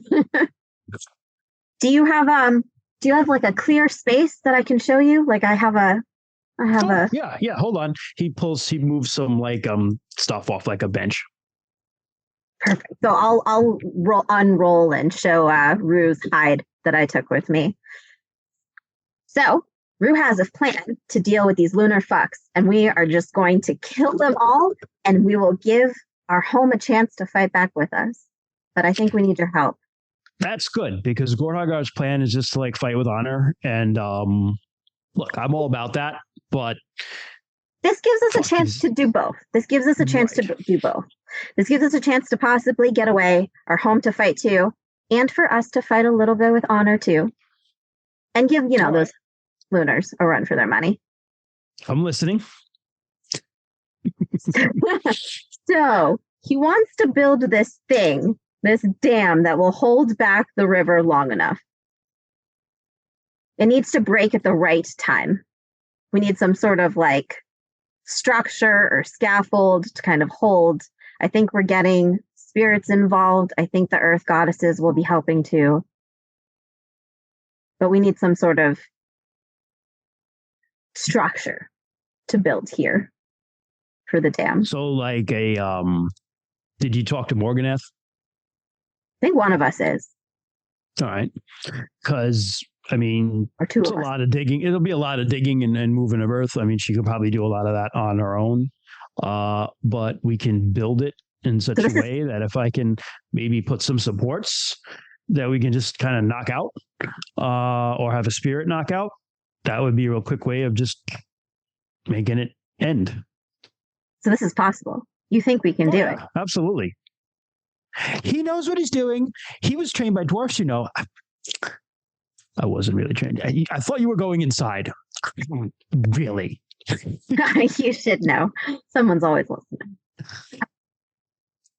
I think this plan is supposed to be on the down low until we can get Gordinger to say yes, but like maybe start. Did you hear that part? Yes. Maybe start designing and building now. Well, I wouldn't just Designing plug at up least. Maybe not the building deer it. run without her permission. So I can start coming up with some ideas, though. Okay.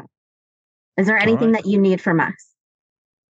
No, I probably need some wood and things like that, but nothing I can't get from people in town. Okay. Don't forget, we're going to kill those lunar fucks. Yeah, well, that's For just the the veil. plus, isn't it? It always is. The hundreds of dead lunars bobbing in the floodplain is Bryn's favorite part. Yeah. All right. Yeah, I'll sounds good to me. Okay. So now we I'm eat. in. I love how easy so many of these people have been like, yeah, that plan sounds rad. We don't all want to die. Gordinger wants to die. I'm in. Who pointed? Yeah, Raz Fox in chat said it's when I was talking to Morganeth, exactly like an Earth Priestess to start critiquing the plan seriously. Like she was immediately like, "Yes, but we got to figure this out." I'm like, Here are the details that we need to make sure we cover. Yeah. Morganeth, my girl. Great. I'm going to sit down and eat some honey rolls now. All right. My part's done. Who we got? So we got Lonson and Nina, I think, left. Really, right? That's about it. And Saban? Saban. And the spirits, if you want to do the spirits now or next session, I don't know. But We can probably. I'm going to try to get all this done tonight. All right. Do you want to do Saban, Kymries? Yeah. So where do I find Saban? Saban, I think you will find walking his way to the path that leads up the mountain to where the Royals Grove is, to that meditation place where you always go, that place that like hangs over the cliff overlooking the whole vale. He's kind of walking there, like head down, hands behind his back, very lost in thought. I will just quietly walk behind him until I can catch up to him. Okay. And he doesn't like acknowledge you for a while. And then eventually he's just like, okay. It's good to walk together again, isn't it? I smile and I say, indeed, it is. And I just keep walking with him for a while. Something's I feel on your like, mind. yeah, after we walk for however long before he asks that, I say, do you know the story of how the water and the earth came to be?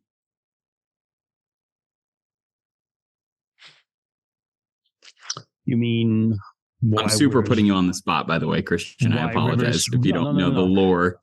Do you mean why the earth floats upon the water? Why water flows downhill? What do you mean? Well, there was a time when there was nothing but darkness, right? Correct. And then water came into being, and from there, earth came as well. Indeed. Can you talk to me about how that happened? Ernalda's mother rides upon Zaramakos, who is the water. So they mated, and that is how the water fertilizes the earth.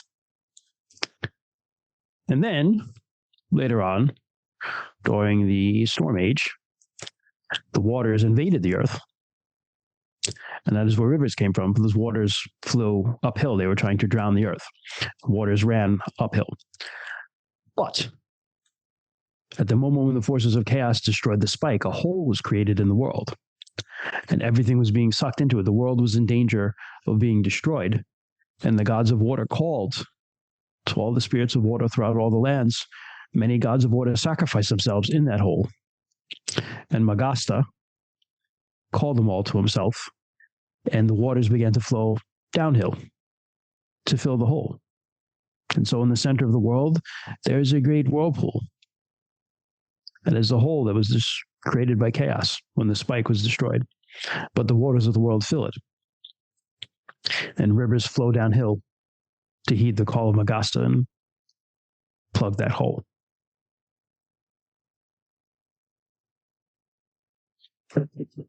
Side note, fucking great job, Christian.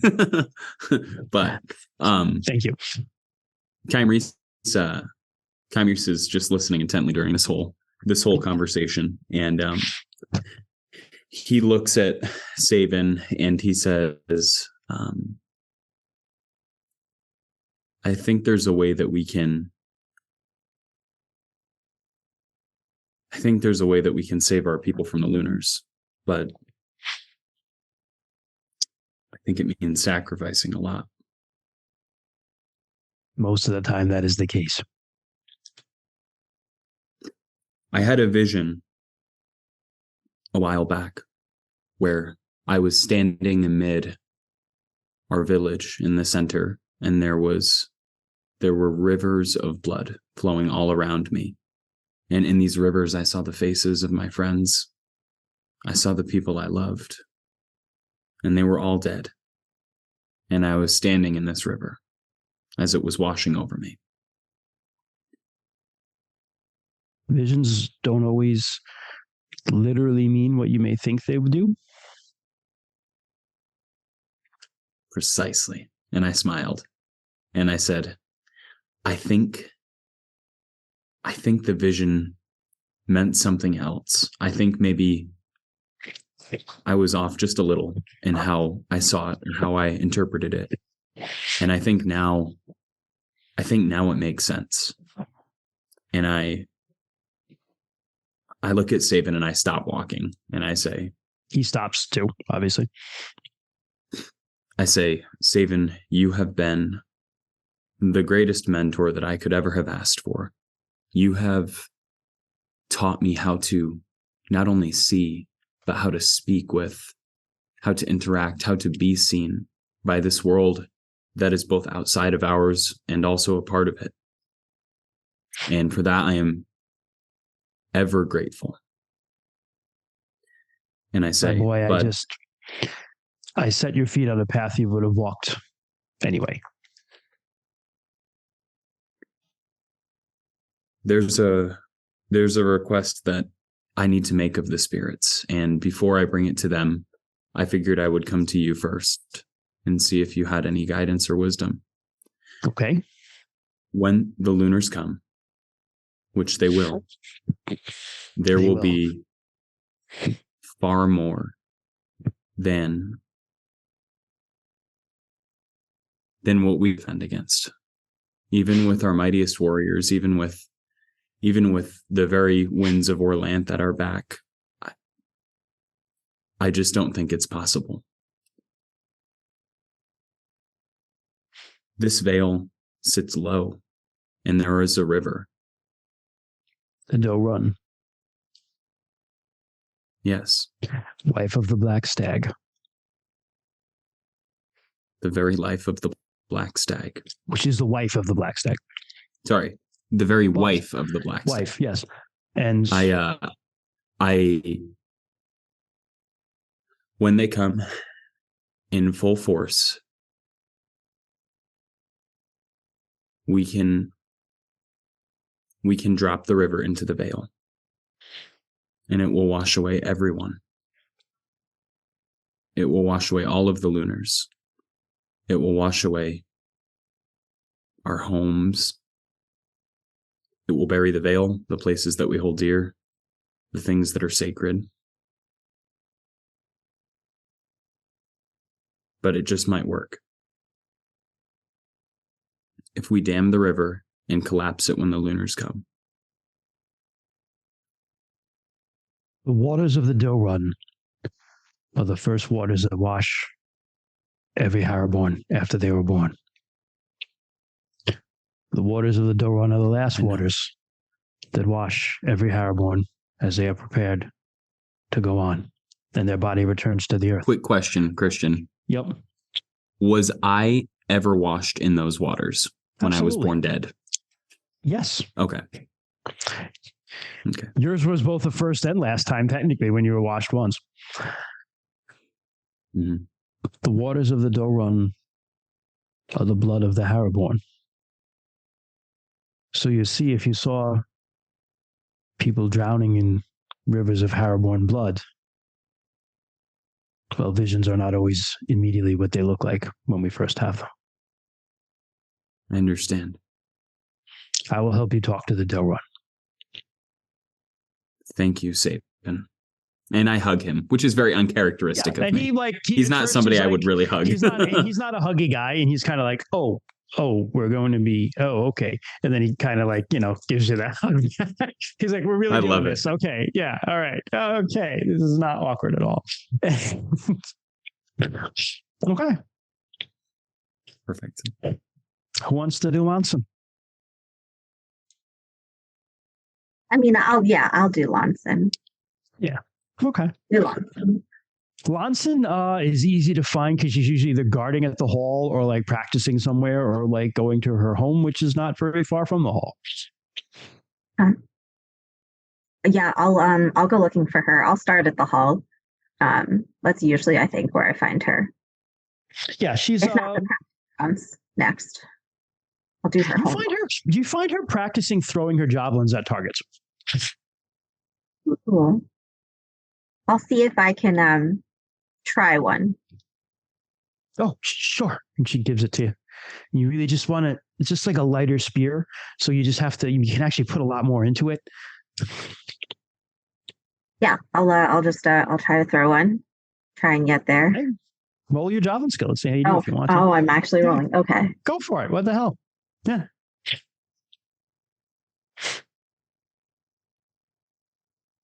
16. That is a Boom. success. Yeah. So they have like straw like men set up, and you're just like boom right in the chest.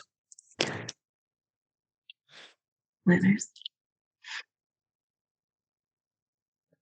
I've been practicing too. I can see that. Good. We're gonna need it. Thank you. I think everyone knows by now that the Lunars are coming, and sooner than we thought. Yeah.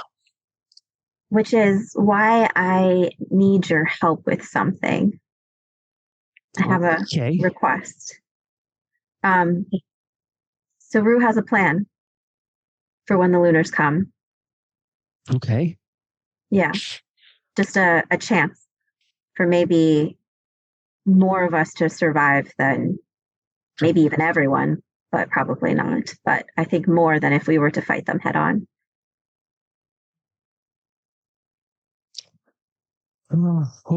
Okay. What's the plan?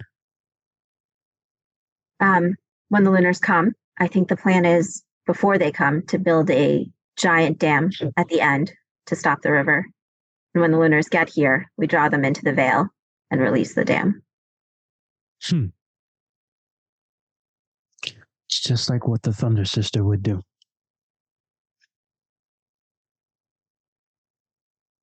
Yeah. But okay. I think Gordingar is pretty committed to staying. And I understand. I'm with him. I would die to protect this Vale. I would die to stay here.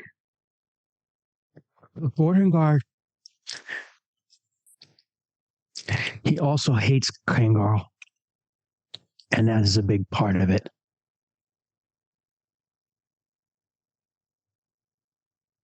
But if we show him a way that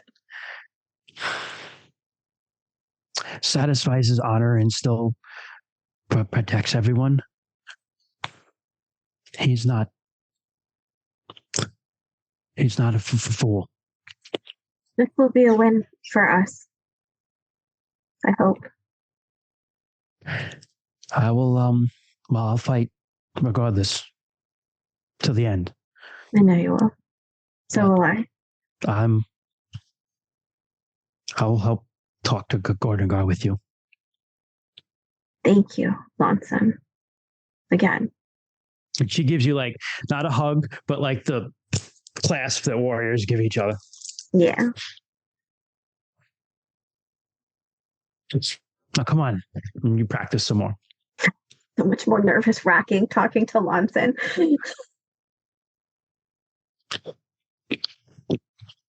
I think there's just Aranina. I will talk to Aranina. I did recommend that Kent talk to Krenstar if he wants to. Daskar, he did just help with the runaway wife. So, but I'll do Aranina first if Kent wants to mull that over. Yeah. You just slide her a roast beef sandwich and be like, kill the Lunars with water. She's like, yeah. Drown the Lunars. Have you seen the new avocados from Mexico commercials? No. Oh God, they're really good. And that just reminded me of it. Basically, like there's like a disaster or something going on, like they're benching a player from like a football game, but they like do it in the jingle from the avocados from Mexico. And they're like, did you just bench me with the avocados from Mexico jingle? And they're like, yeah, avocados make everything better. It's like drown the Lunars with the flood.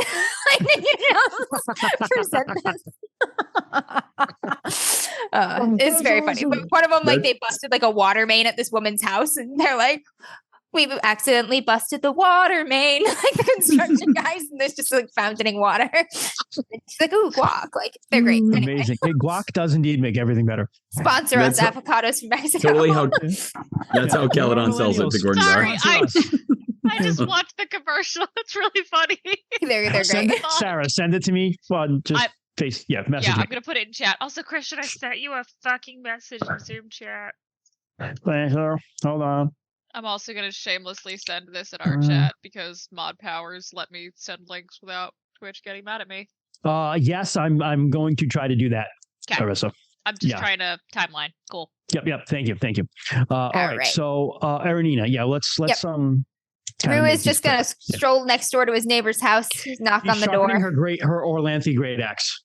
Excellent. Just like shing, shing, shing. Hey. Yeah.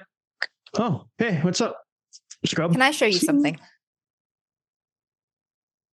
What? It's important. Oh, okay. Puts the axe down. And he's just gonna take her over to his place where he just has the map out on the table, and he's just gonna show her the map, be quiet for a second, and be like, I think it'll work.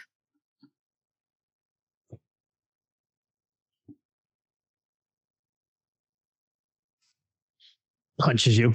Okay. Like on the shoulder, and you're just like, oh. It'll definitely work if you're on the field learning Lunar Sand. Yeah, you listen, I'll this is about we'll make sure that the old asshole does the right thing. Gordo, this is the thing you gotta understand about Gordo. Gordo, he's good, he really cares about everyone, but he's also got that whole pride thing. That's why he's a good chief. But sometimes you just kind of like go around it. He's a man, no offense. But you have to just kind of like, you gotta let them have their little pride, but then you gotta step in and be like, listen, Gordo, this is how we do it. I think a part of him knows that, and that's why he has good people like you and the others. We just gotta give him a way and an excuse that it makes it look like we still did the right thing, but it kind of protects that little ego of his, Yeah. Yeah, it's a man thing. Sorry, no offense. I mean, I came up with this plan, so I'm not offended. Yeah, I'm just saying, like you don't seem like you have that. I haven't noticed that with you, but maybe it's a wolf thing. Maybe. Aranina, I'm glad I'm your neighbor. Yeah, I'm glad you're mine too. I wasn't too happy when you first came in because I like to be alone up here, but just worked out. I'm even more glad I'm your friend. I wouldn't go that far. Okay. No, yep. I'm just kidding. Yep. I'm just kidding. And you just like, she just grabs you and like totally like bear hugs you. And you're like, skinny little back. She's like, you're so skinny. You have to put on some meat for this to work. He's like, I'm not skinny.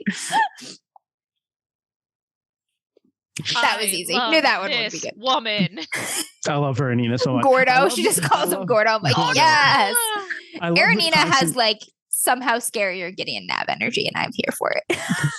I love how I constantly get threatened of if anything ever happens to Aranina, like my life is like forfeit, I think. Oh, from like at least 5 or 6 people. She's the universe's favorite NPC.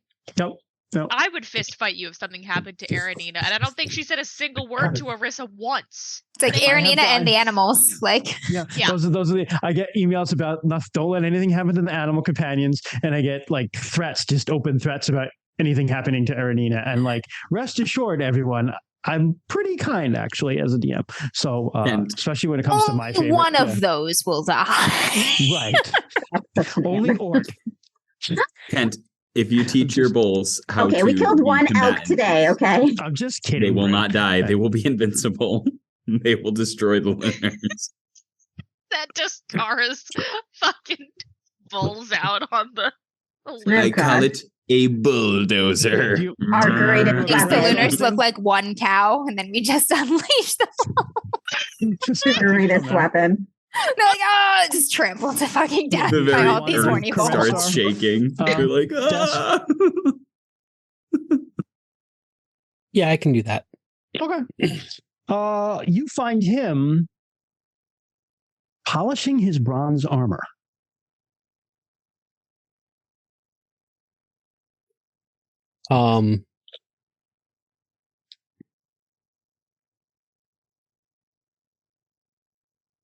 I guess Des will he'll stroll up to Karen Star there. And he'll just take a seat nearby. And he looks at you, and because he's doing this outside of his home. Just kind of sitting outside. It's it's still cool, but you get cooped up hanging out in little huts like all winter. So people sit outside even though it's a little cold. Yeah. And he's just like, what's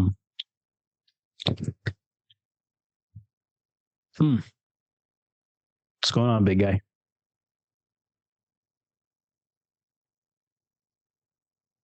They're me and my group have been going around and talking to the prominent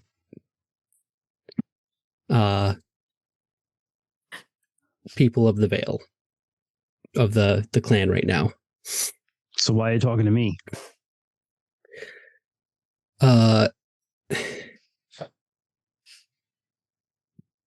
Because we're going to need your sword in the time to come. Yeah, I think that's about right. But Rue has a plan that we all think is going to work, but we need help convincing Gordon Gar. Okay. What's the plan? We can just say you're telling the plan. Yes. And, yeah. Plan.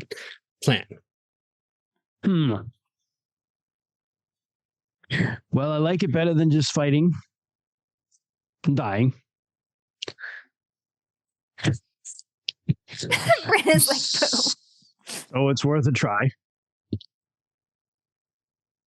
And it's not that he hasn't had sort of similar plans. I mean, he is thinking about getting people out, but I like this. Yeah, you know what? This is a good plan. I'll when it's time to talk to him, I'll weigh in. Thank you. Yeah. Well, thank you too. I'm always here to help anyone in the clan. I know you are. You're like, so and so is single, and then you just like walk away.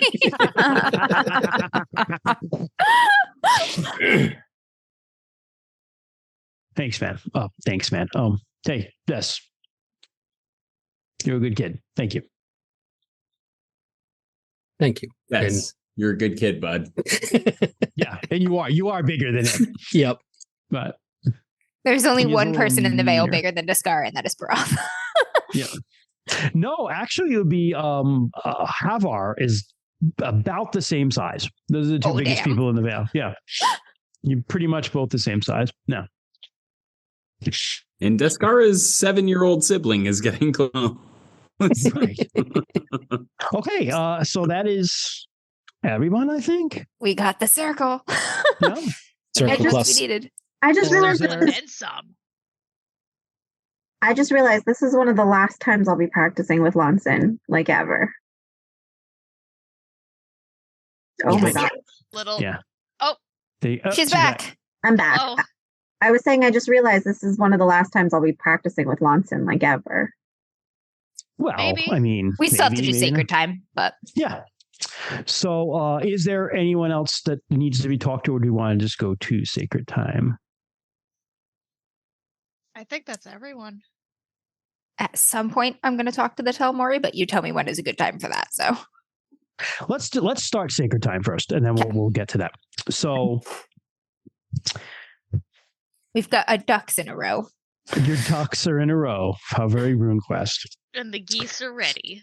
The geese are ready. Also, the other thing I mentioned to you in chat, Christian, about the people that I would like to talk to, that might take me some time to do that.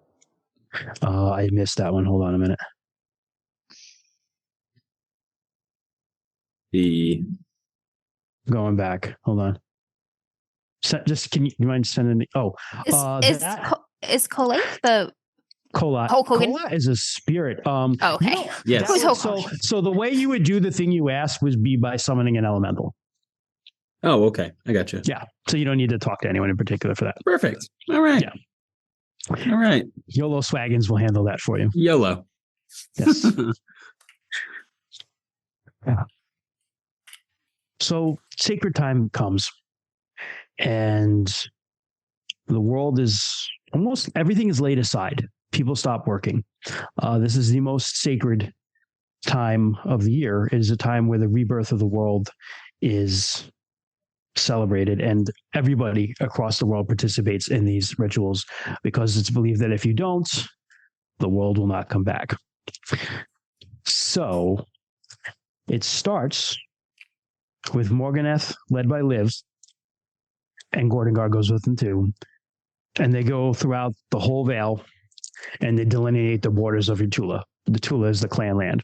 They just walk that whole area, blessing and praying, both the Orlanth and Ronaldo, the whole way around. And then they begin down in the main hall, the area outside the hall where there's kind of like the picnic ground area where everybody kind of gathers. People start bringing out their little household gods. Statues of Ronaldo and all the goddesses are brought out of the riddle. Orlanth statues are brought out of the hall. They're brought out there, and a sacred place is begun. And people call upon all the gods, good gods, bad gods, all of the gods, all of the spirits, call upon their ancestors. Animals are sacrificed that are appropriate to every god there, and they're cooked for meat. The blood is taken from those animals, and they have whisks, and they go throughout the whole Vale. This is over the course of like 3 days, and they anoint everything with the whisks of the blood.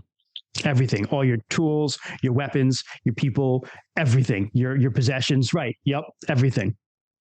There are pits in the ground that the remaining blood is actually poured into so it can go down to the underworld and reach your ancestors so they can participate in the feast as well.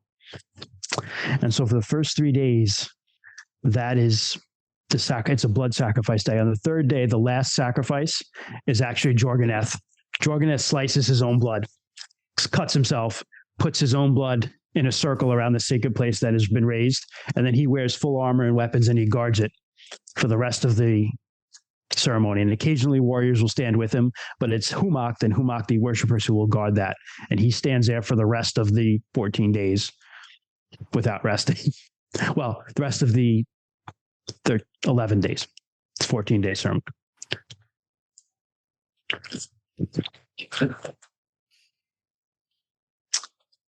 Bryn, though, Ben might have been doing that if he was still here.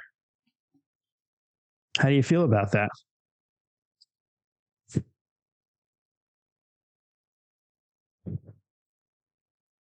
I'm honestly a little bitter that he's not here fighting for our home with us. Yeah, that makes sense. Yeah.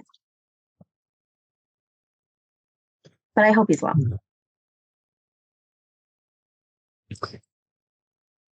So by the third day, though, that energy is like, it's palpable. You can feel it. If you leave that sacred place and walk out of it, it's like walking outside and leaving behind a warm fire into a cold, cold night. And you walk back in, it's like coming back in. You can feel this energy. And not only are people out there celebrating, but you see spirits. You see your ancestors like force ghosts. You see ghost deer just come down out of the woods and walk amongst you guys because they're parts of the clan. They're sacred to you. The royal will show up and walk through occasionally through the area. The royal is the sacred stag. That is the incarnation of the black stag. And that space is believed that it's between the worlds now, and it's between time. And on the fourth day, Morganeth, Gordengar, Kellyan, Grandma Whitebark, somebody they randomly selected to stand in for Osiris because the traitor is not around. Someone they selected to stand in for Fleshman, and someone who wears a hood who stands in for Jinajar, and Jody Whiteheart set off to recreate a Lightbringer's quest. And that is a very somber day. There's a lot of very very sad dances and songs and praying that day because it is the darkest time and it's a mournful time. And they set off. And on the fifth day, you're all left alone, basically. And the calling and the prayers on those days are calling to any god and any spirit that will help you guys, because there's the darkness and is the cold. And the weather is even reflected in that. The sun doesn't seem to shine as bright that day. The clouds seem very dark and gray. It never seems to get light and never seems to get dark. It's just a day in between life and death.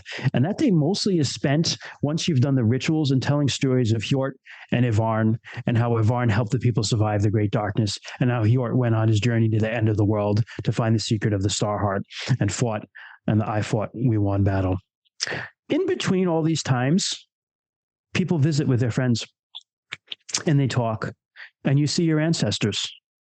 Bryn, you are participating, or you just finished participating in a ritual, particularly the beginning of the Lightbringers one. And suddenly you feel as if people are watching you. And you see at the edge of the ritual space, Harwin and Varala, your parents. Glowing a little bit because they're spirits. Like I'm picturing like Anakin and, the Force Ghosts. Yeah, and the Force Ewok Ghosts. villages. Yeah, is exactly what I picture. But they're kind of looking at you very smiling. Bryn will smile back a little and she'll nod to them. Your mother gestures you over. Oh gosh. Oh no. Okay. You have to talk to them.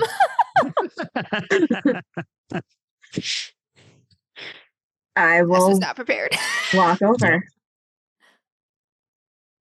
We have watched you, daughter. We see the path you start to take. We are proud. I figured you would be. But your father speaks up. But we worry as well.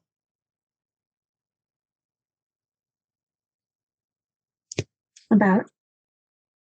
We do not love the spear because it is sharp. We don't love the arrow because it flies straight. We love them for what they defend. You have much to fight for, daughter. And you have a lot of fighting ahead of you. But do it for the right reasons.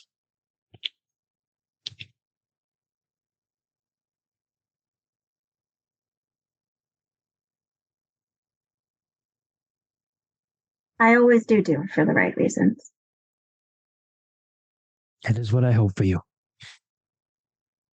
I know. I remember what your sacrifices were for. We watch and we wait in the halls of Orlanth for you. But you have a long time before we will see you there. I hope so. I will see you both soon. Or not soon. Be strong. We will be with you when you need us. Be strong.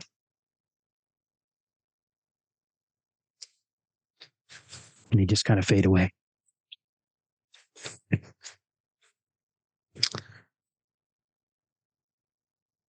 The sixth day. I forgot one. No, I didn't. I'm sorry. The sixth day is dedicated to Asaris, who bears the messages from the people to the gods, just as he bears trade and information around in the world. And it's particular that day that if people have like a private prayer they want to pray, they'll pray that prayer at the temples, at the sacred area, because the gods are listening more closely that day.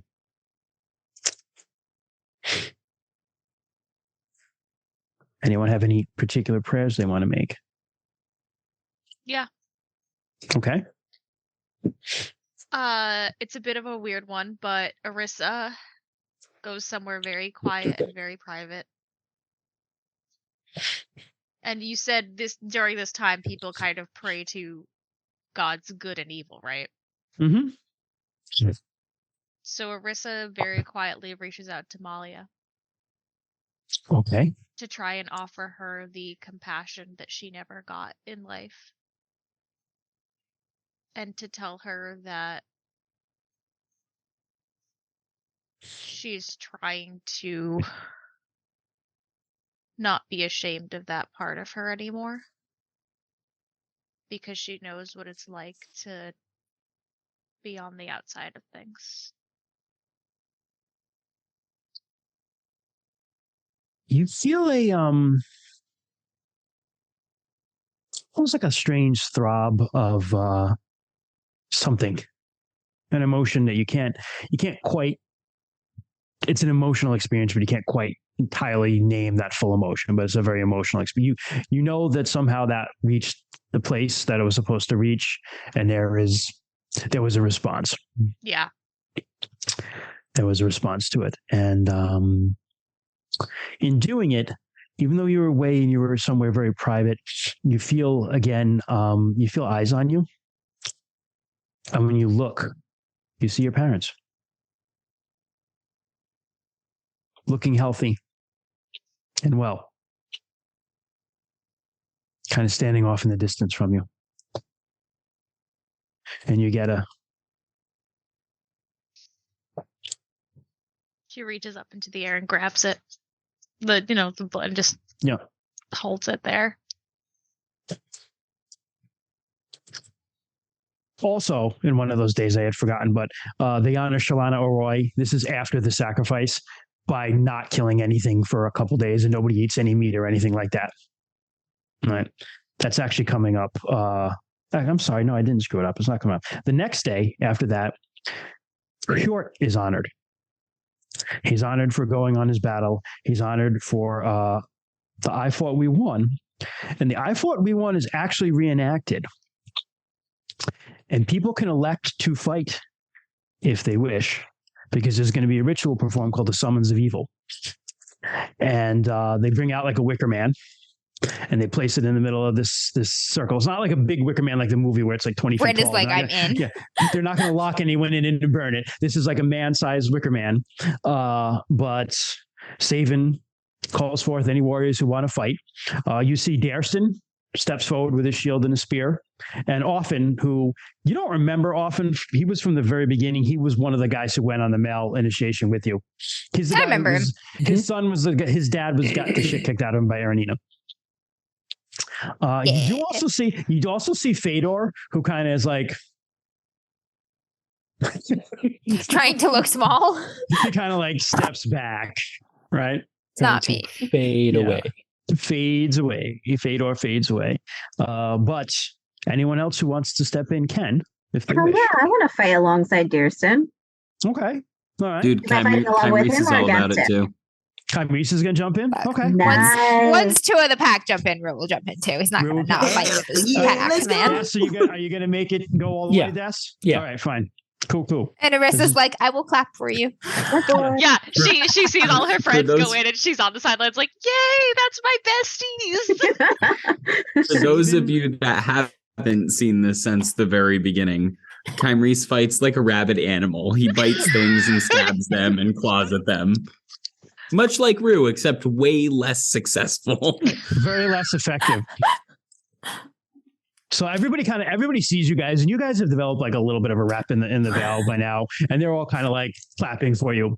And Saven performs a ritual. Now, We fucking popular. We're fucking popular. this is a very important ritual because people can die in this. Like the Summons of Evil, this isn't like It's like, oh shit, never mind. Like something will show up, and you're going to have to fight it. And if you fail, that's like bad for all sorts of There's reasons. 4 of us to go for the leg. We've got this. Right. Yeah, right leg fucked. So Saven begins to circle this Wicca. It's a giant snake, and we're like, I don't know what to do. We can't hit it. We only hit the legs. He begins to circle this Wicker Man, and he begins to chant in Storm Speech. And Bryn, you've started to know enough about Storm Speech that he's basically like, he's talking a bunch of shit. He's just like, who's going to come and face us? You all losers. Basically like he's calling something out, basically like, come and get us, come and fight us, you cowards. You got nothing. Oh. And eventually. You ain't shit. Yep, exactly. Basically calling it, you ain't shit. And you see this Wicker Man start to glow and kind of shift a little bit and move. And it's glowing with this strange reddish inner light. And all of a sudden that light kind of splits out of the Wicker Man, and the Wicker Man kind of like disintegrates, and this red misty being kind of swirls out of it. and it swirls, and you all know that you're in this circle now that he's created, and you're not getting out of it. This thing's stuck in there with you, and it's swirling around you. Kymese, you know enough about spirits. This is a loon, which is a lunar elemental. Oh, we're just pre-gaming now. Go! Stab the fuck out of it. And everybody's kind of like, because like loons are kind of big deals. And it's going at you guys. So let's go right into combat here. And has more of an area effect. So what is everyone doing? And what are they doing on what strike rank? How big is the circle? I'm going to say it's a radius of 30 meters. It's pretty big. Do I shoot it first or do I stab it? So I'm throwing my spear, which I believe is strike rank 2. So it should be your dex. Yes. You're throwing it? Yes, throwing it. Did you have it prepared? If you had it prepared, then yeah, it would be just yeah. So yeah, that's fine. Okay. Yeah. Where is I'm the using front? I'm just using it as like a walking stick these days. I just always have it with me. Okay. Very appropriate. Yeah. I've got my dagger, which is strike rank 4. You can also cast spells at it, bro. Ooh, I should also do so. What's the spell strength rank is like a 9, right? It's like really shitty. Or is it how much power? So it's the spell strike rank is the rune magic takes effect right away. You just can't cast any other spells that round. Spirit magic is the amount of magic points you're spending plus your dex rank. Okay. I think I said that. When right. do magic points refresh again? You have them back. Okay. It is reasonable to suspect we will have them back in time to kill Lunars weeks from now. Oh, yeah. They could, by the next day, you'll have all of them back. Okay, gotcha. All right. Yeah. I'm going to... Rune magic doesn't come back. You have to Also, for anyone that does spells, because we always forget this, a reminder from Sartar We have to cast them. To cast them, that's right. I'm not part of this, so I just get to judge you all. I'm gonna send you a message, Kristen. Okay.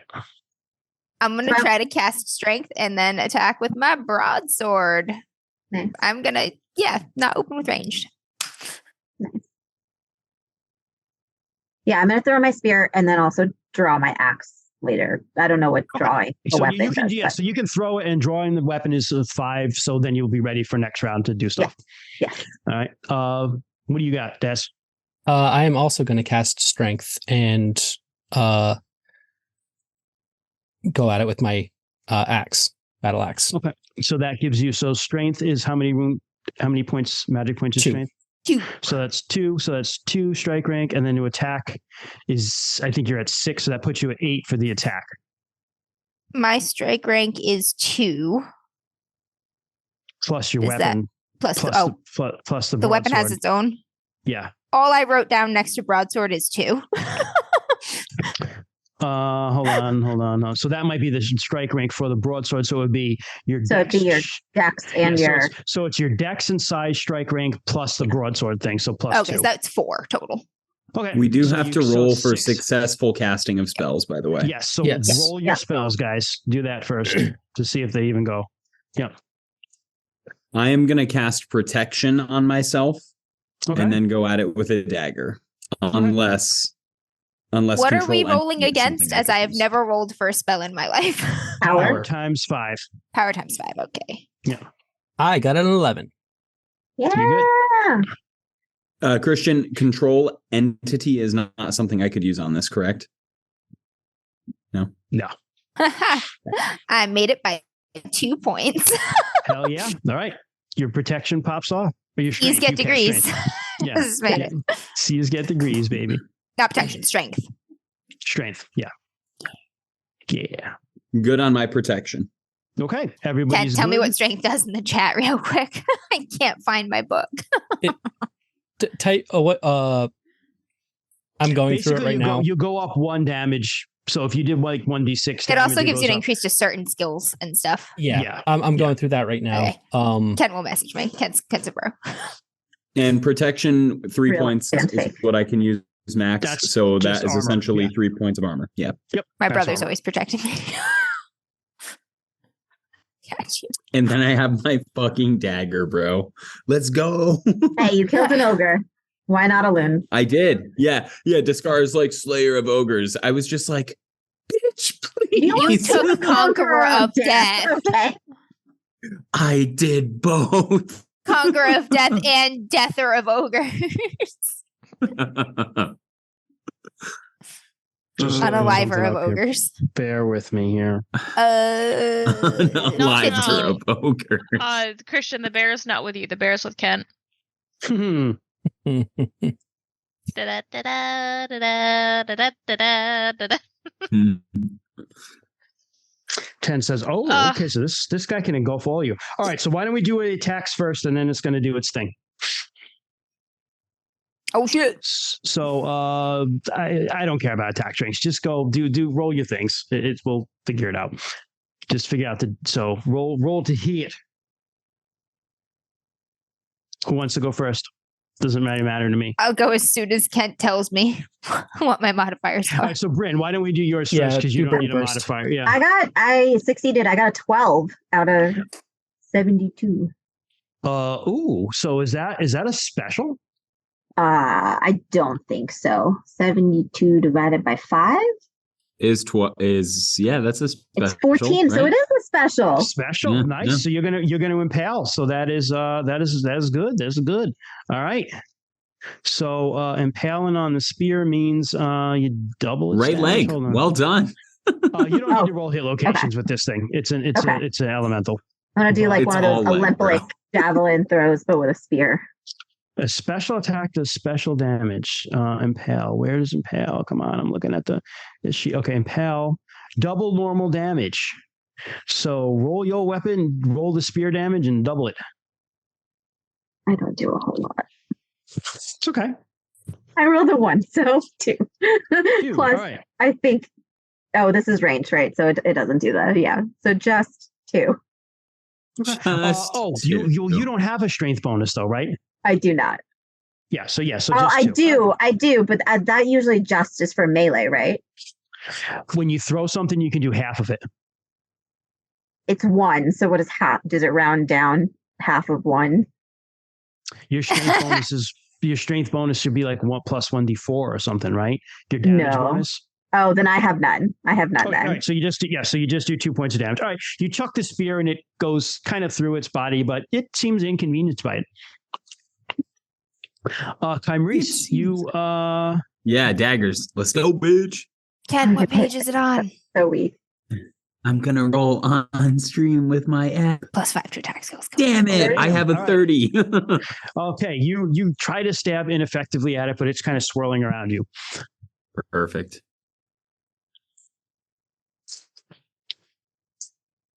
That's all I got. That's what you get, Amber. Cool. All right. I'm going to hit with my broadsword.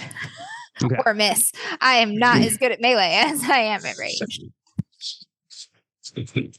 Oh, I hit it. Thank you, strength spell. Just barely. Regular success. Okay. Hit location. Does it have hit Don't worry. locations? Don't worry about hit locations. Okay. It's the big spirit. Yeah. It's not as corporeal as a human or an animal, so it doesn't really matter Let's as much. go broadsword. 10 points of damage. Hell yeah. All right. Okay. Kent, go for it. All right. Oh, damn it. Was Bryn looking? Was Bryn looking? Yeah. That's up to Bryn. Okay. Yes. Yeah. This is gonna have to go to Reese after did Bryn see me? All right. Des is going to take a swing at it with his battle axe. Nice. Okay. Oof, upgraded.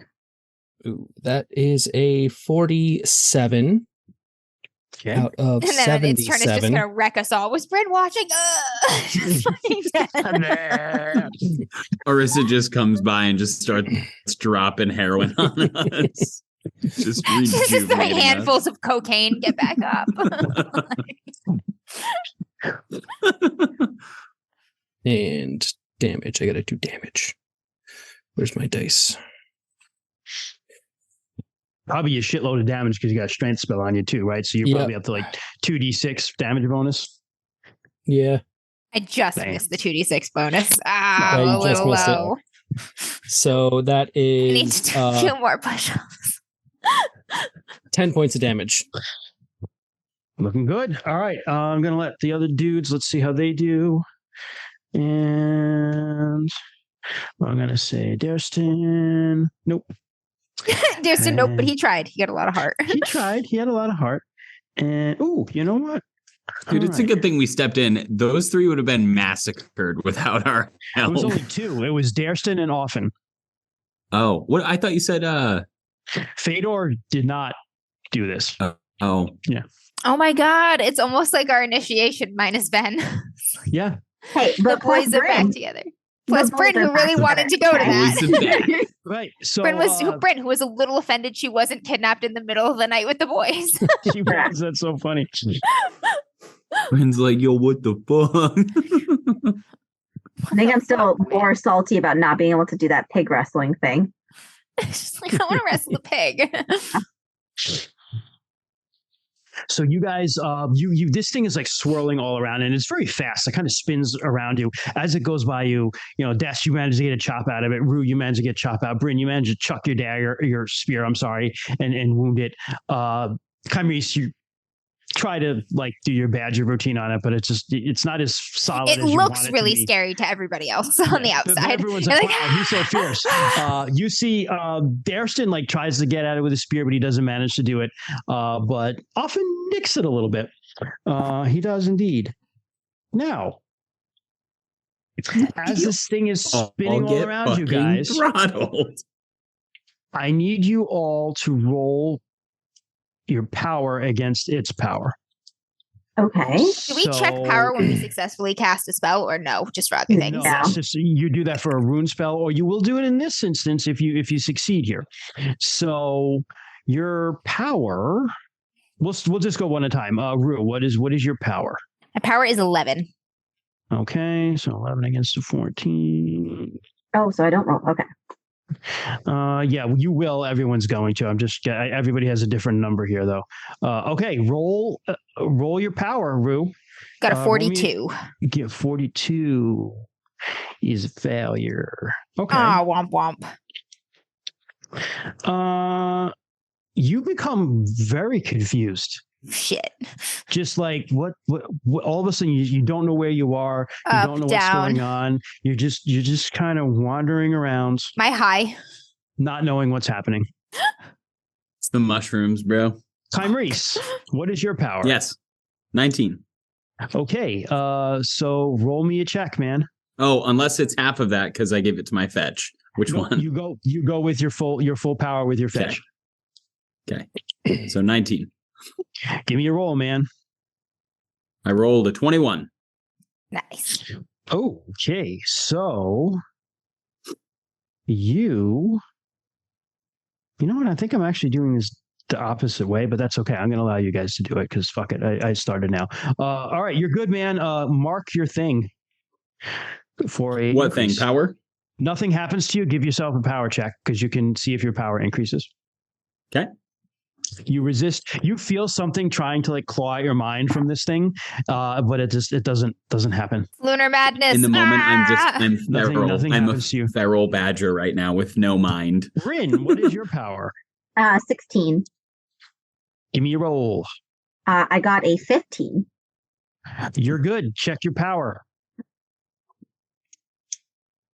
You feel this thing clawing at your mind, but it doesn't. Whatever it is, you're able to like your sheer rage and hatred of lunar things, and it labels you to like just shake it off. Des, give me a roll. Come with me, brother.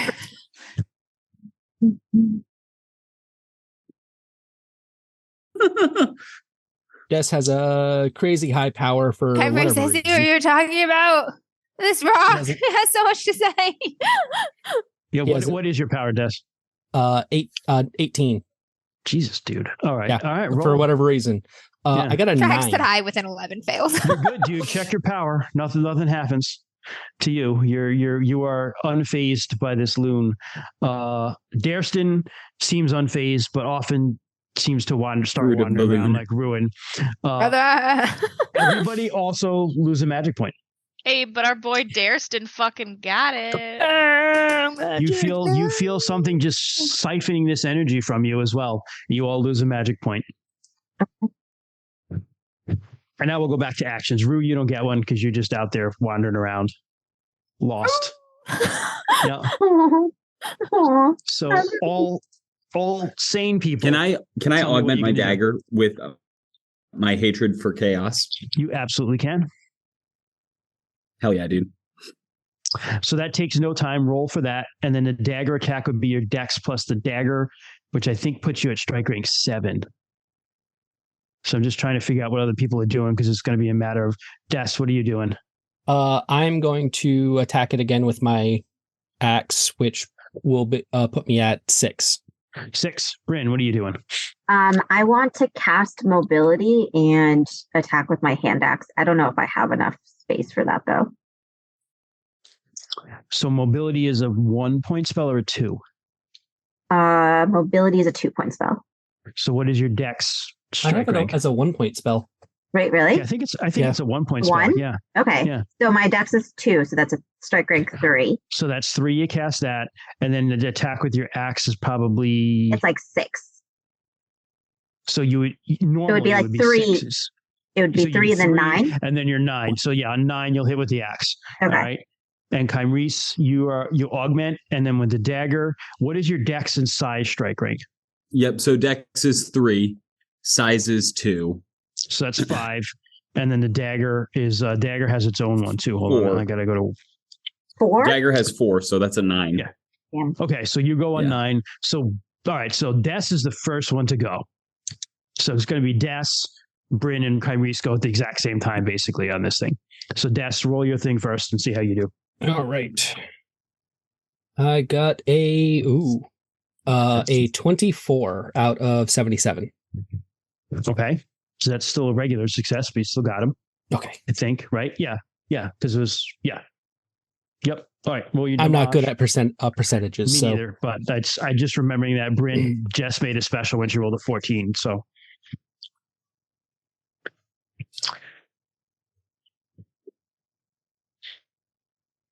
15 points of damage. okay. Damn. So what happens, man? Did you? Is this a how do you want to do it? Did you get him? I'm not saying how do you want to do it, but he did get him. Yes. Ooh, I'm not. Wow, you stealing actually killed this catchphrases. one and you can take credit for it. Good job. in front of everyone. Too bad we didn't take it down together. We could have chopped and met in the Bitch. middle like a tree. Yeah. I think so. Des will come at it. He'll come down to the shoulder and then just kind of cleave through the torso down to the hip on And the it other just side. it dissipates as you do it. It's not as solid as it looks, so it's pretty easy to actually cut through it. And it kind of screams a really awful scream and just kind of dissipates. Becomes a red mist that kind of floats around in the air, but eventually like swirls away to nothing. Rue, you and often you're out of it for like a half hour. Holy shit! I think. Am I like hallucinating or like? You are like Am I like in full wolf mode right now? Am I just like growling people like run into a bush? You know what you're like? You're like Mitch McConnell, like forgetting what he's doing in the middle of this of a press Fuck, conference. that's so much worse. And people are just like, it's Question. time to go home, Mitch. That's what you are, Mitch McConnell right now. Yes, Lich McConnell. Lich McConnell. Don't Can I disparage just Liches like can I that. just play my drum that I got from the spirit? Can I just Sure. play my drum that I got from the Oh, spirit fuck. world that like helped me like ground myself? I'm just gonna play Absolutely. my drum near Rue.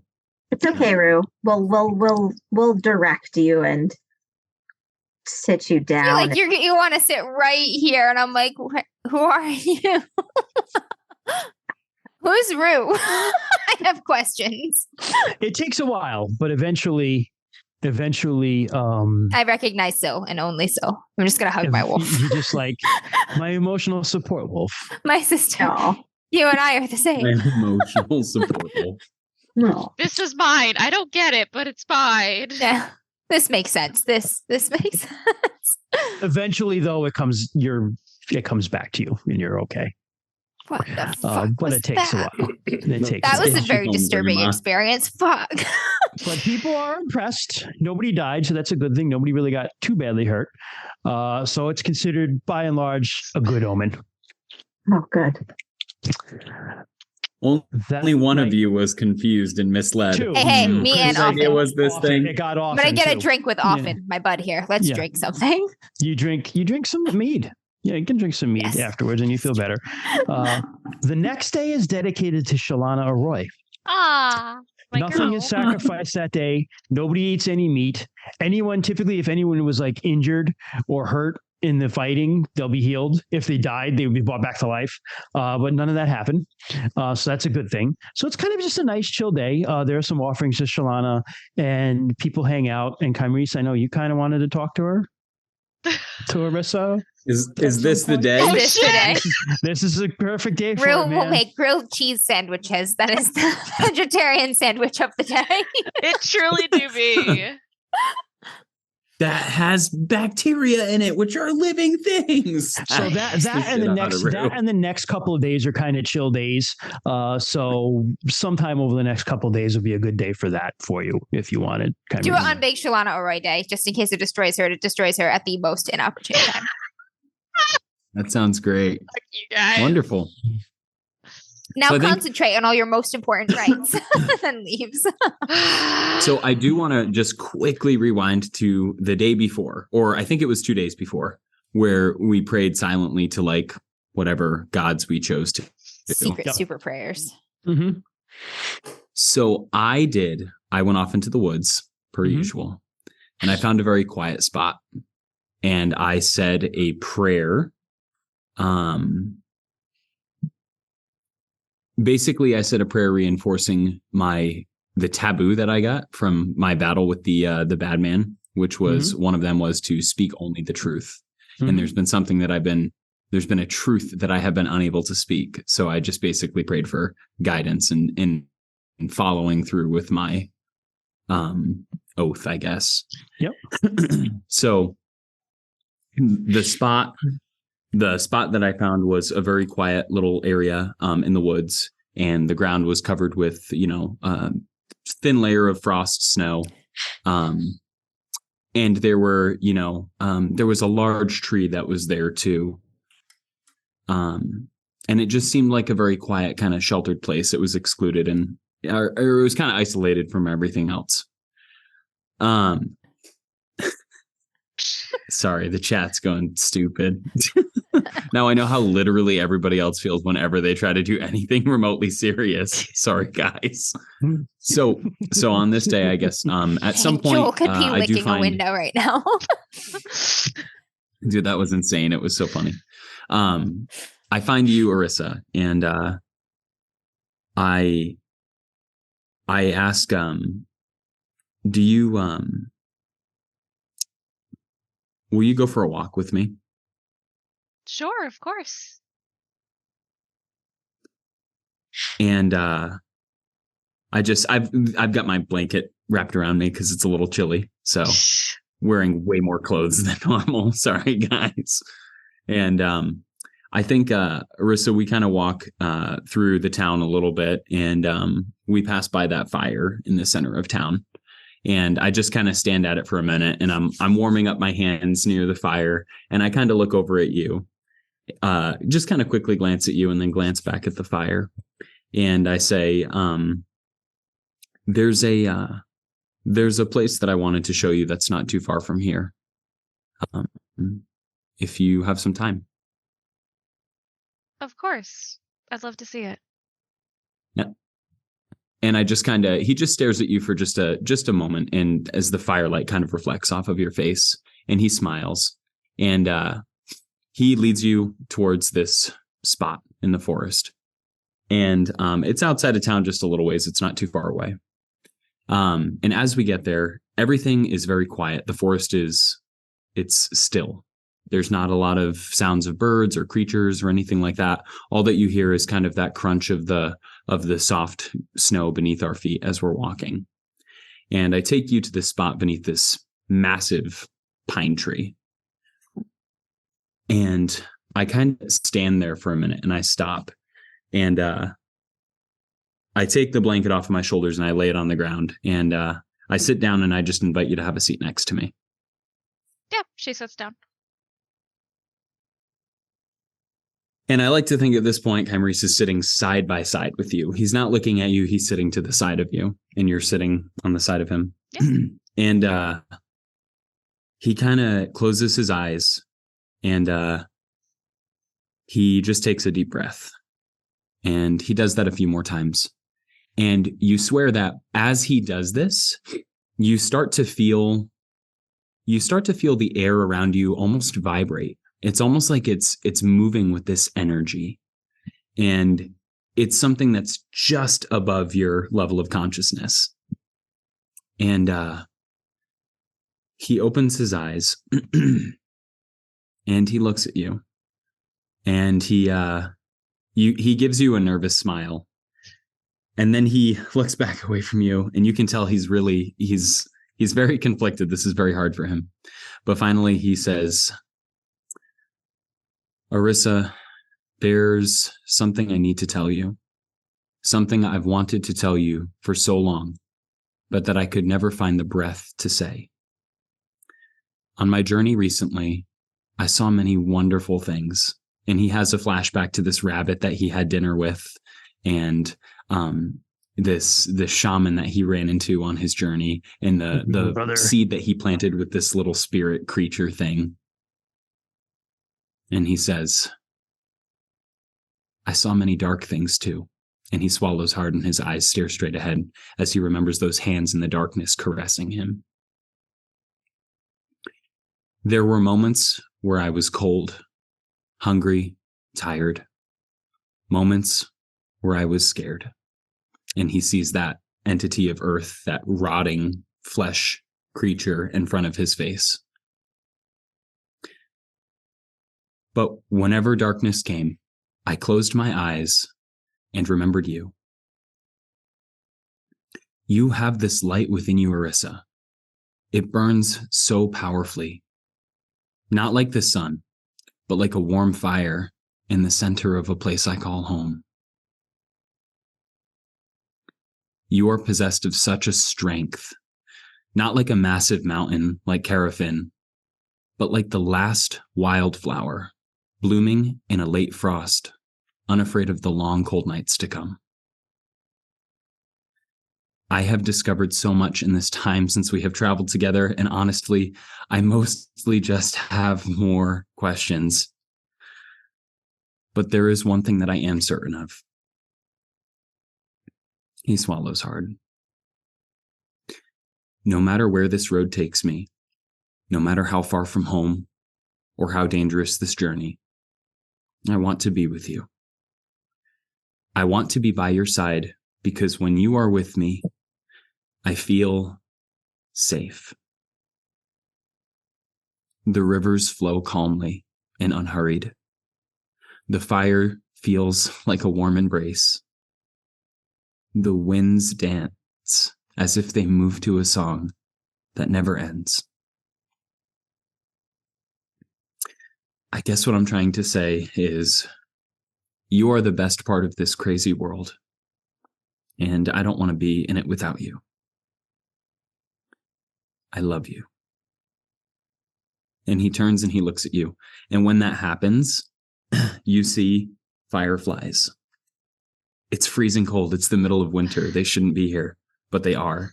And there's fireflies that are dancing around. And you see a little wildflower, a little blue wildflower that blooms up from the frost. And the air is just alive with magic.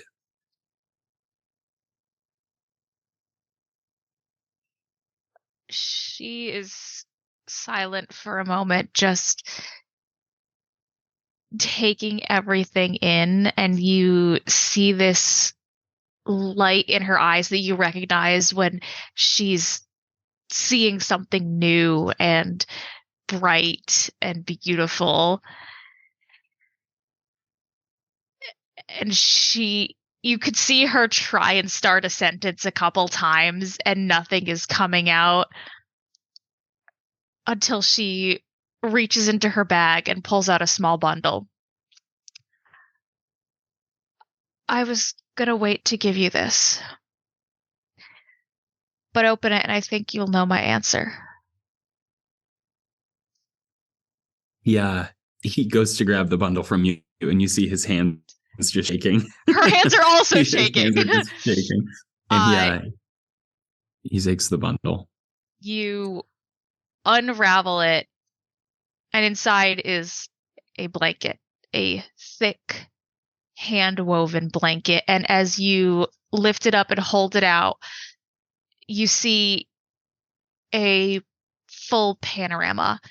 It's a field full of beautiful orange flowers, a sunset creating the perfect shadow on the background, and the light of stars brings your attention to two different flowers at the front.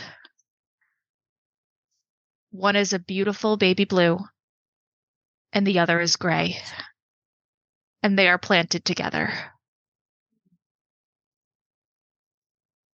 And she lets him take a look at that for a minute, and then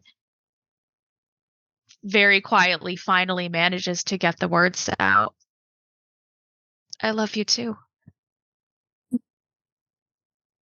He's looking at the blanket and he's taking it all in, and you can tell that he's looking at the blanket not like anybody else would look at a blanket, right? He's looking at this blanket for something so much deeper. His hands are feeling the cloth and thinking about how you worked to make this. He's just looking at it so much deeper. And then you say that, and he just looks at you, and he smiles, and he just kind of like fluffs out the blanket and just holds your hand and looks up at the stars and the fireflies. And even though she's just a little bit taller, she just kind of leans her head down on his shoulder. The Hallmark special Perfect. came early. A Christmas quilt to share. Amazing. Awesome. Amazing. Okay. Can you tell whose Great blanket idea opportunity. came easiest? That's awesome. I love it. Great cutscene. On to the next day. Yeah, we'll cut away from that. Good job, Marissa. Oh, fuck, man. You didn't cry. That's amazing. That's good. I got close. She's close. She's close. I think I almost got her too when I was giving her the tendons, which is a very different gift, but sweet in its own way nonetheless. It was very sweet. I cried for Arissa and Discar's gift from you. Not yours, shit. I mean, I like mine, but no, I didn't cry, but I liked mine. Yours is liver. Lots of Liver iron. is for the seed of courage, man. Yeah, It's and the liver best also part. I like could have given her the heart, but that, it's too on the nose. Like, yeah, liver also like breaks things down in the body. I like it. Breaks down the bad stuff. she's brave. So the next days, a couple days pass. The 11th day, the Lightbringers return with Morganeth, because Ronaldo is reborn. Liv and Izrala and everybody no longer dress in mourning. The young girls of the Vale lead a procession throughout the whole Vale and throw flowers, and they do a dance for Voira, the Spring Maiden. And this is actually a pretty happy day, but also a pretty relaxed day. That parade is the main part of it. And for the rest of the day, it's pretty relaxed. People spend a lot of time just visiting with friends and family, exchanging small gifts, that sort of stuff. Is this when Arissa can go on her blanket spree? Yeah, absolutely. Okay, because I have these written down. Blankets for all. It's very important. Listen, Blanket Quest. It truly. So she goes around and she'll find all her friends wherever she can. She'll find Discara and just without any words just holds out a wrapped bundle very excitedly. He'll take it, and before like unraveling it to see what it is, he will ask, he's like, oh, what's this? A gift. Thank you for being my friend. He'll open it and inspect the now he knows it is the blanket. So it's large, it's Discara sized. And it is another hand done one, and it is a scene of the forest on the outskirts. And the moon shines down on a large shadow of a bear in the forest. But it also, a specific beam highlights this tree where you can see a large cat lurking from on top of the tree and looking down. For a moment, I thought it was going to be the beam illuminates a wasp's nest hanging in this tree. Exactly what I thought. I was like, it's also a Christmas troll. I love it. I wanted the cat to be involved. I love the cat. The stealing the show, Nightclaw. He will inspect it and noticing all the little things and just say, it's just like, oh, it's like, is this supposed to be Nightclaw pointing to the cat in the tree? That's what I was going for. I know Nightclaw's not the easiest model to get to stand still and take in the details of.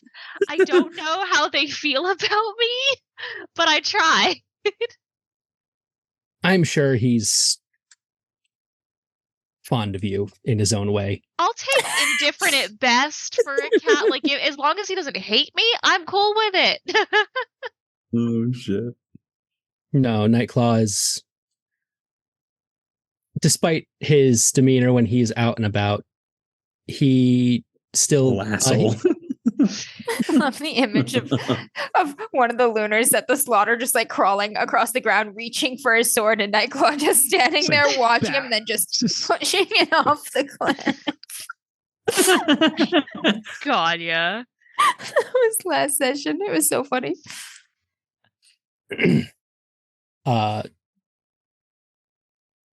He will take the blanket and thank you, Arissa. I'm sad to say I haven't thought of been able to get any gifts for any of you. I've been feeding the clan is a good reason to not have she's gifts. like, you out in the woods too much. You didn't need Eating the clans, dear embryo, really? You've provided so much for everyone, not just for the clan as a whole, but whenever the group of us go out, you're always providing, whether by hunting or being a voice of reason. Thank you. She'll give him a hug, and then she'll run off and figure out which of her friends she can find next, and she knows generally where to find Rue and knows that Bryn is probably never too far off. So I don't know if it's up to y'all whether she finds them together or separately. Rue's gonna be alone this time. Okay. So she'll find where is he?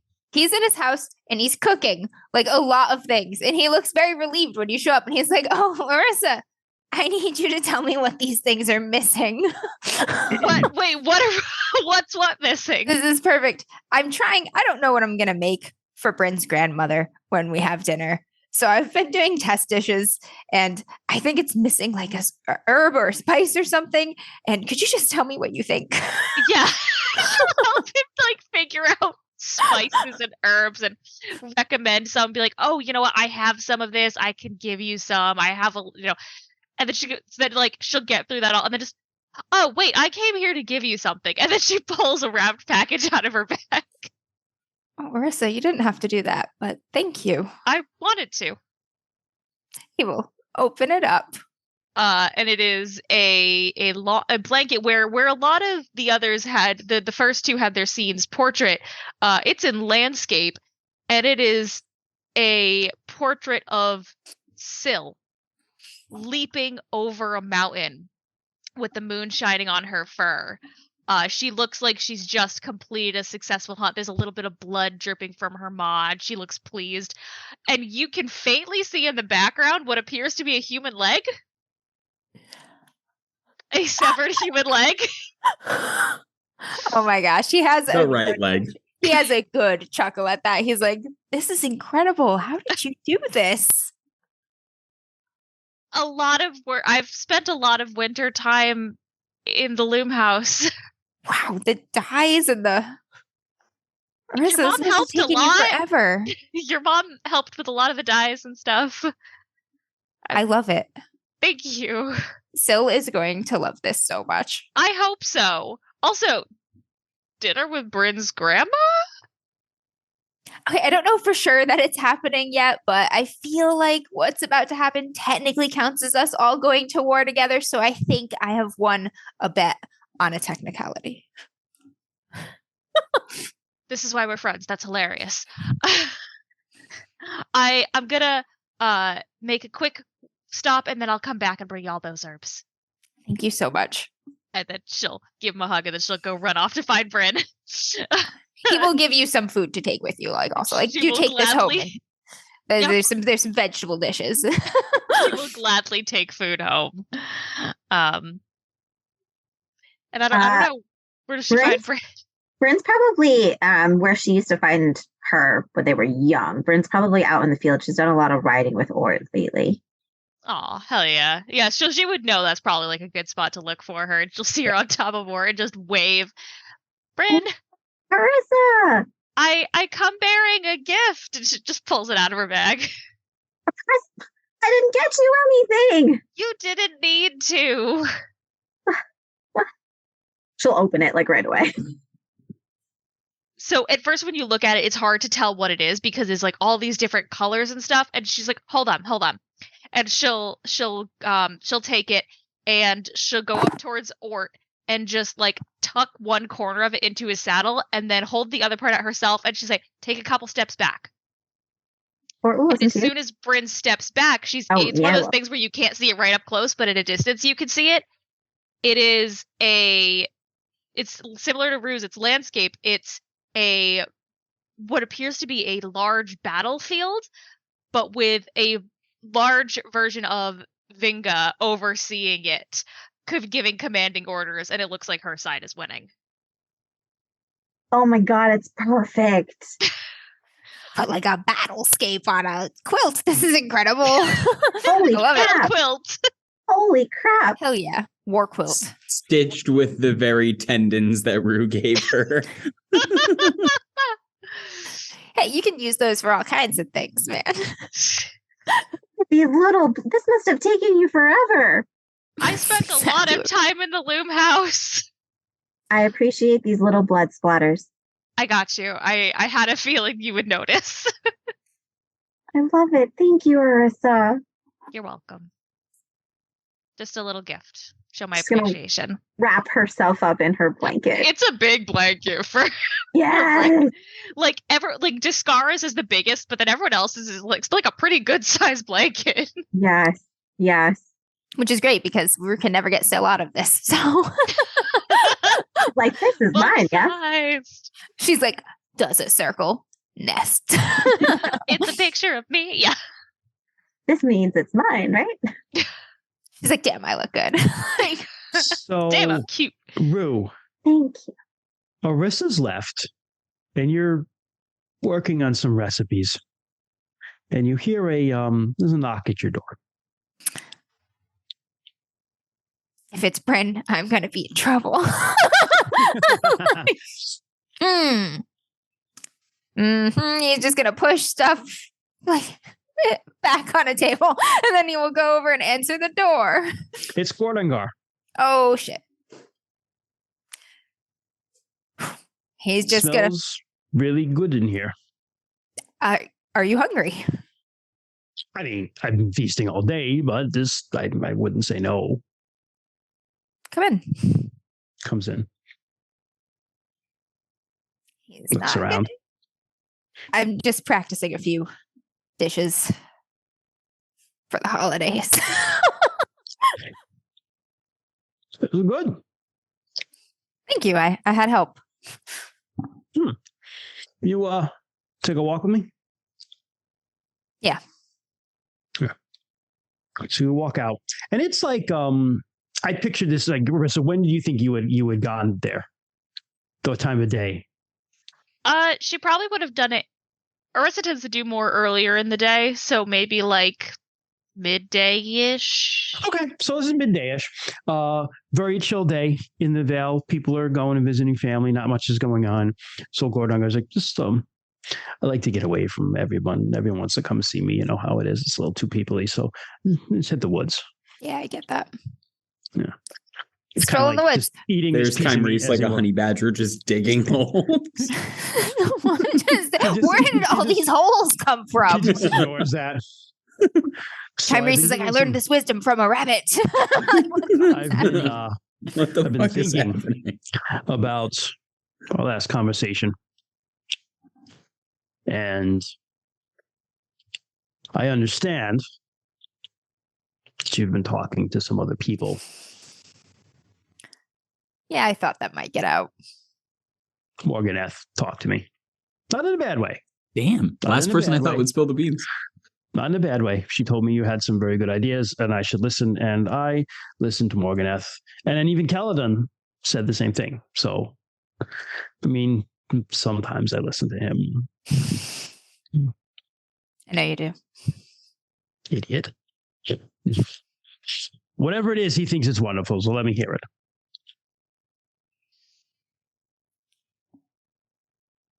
I don't like this plan. I hate it. But I think it will work.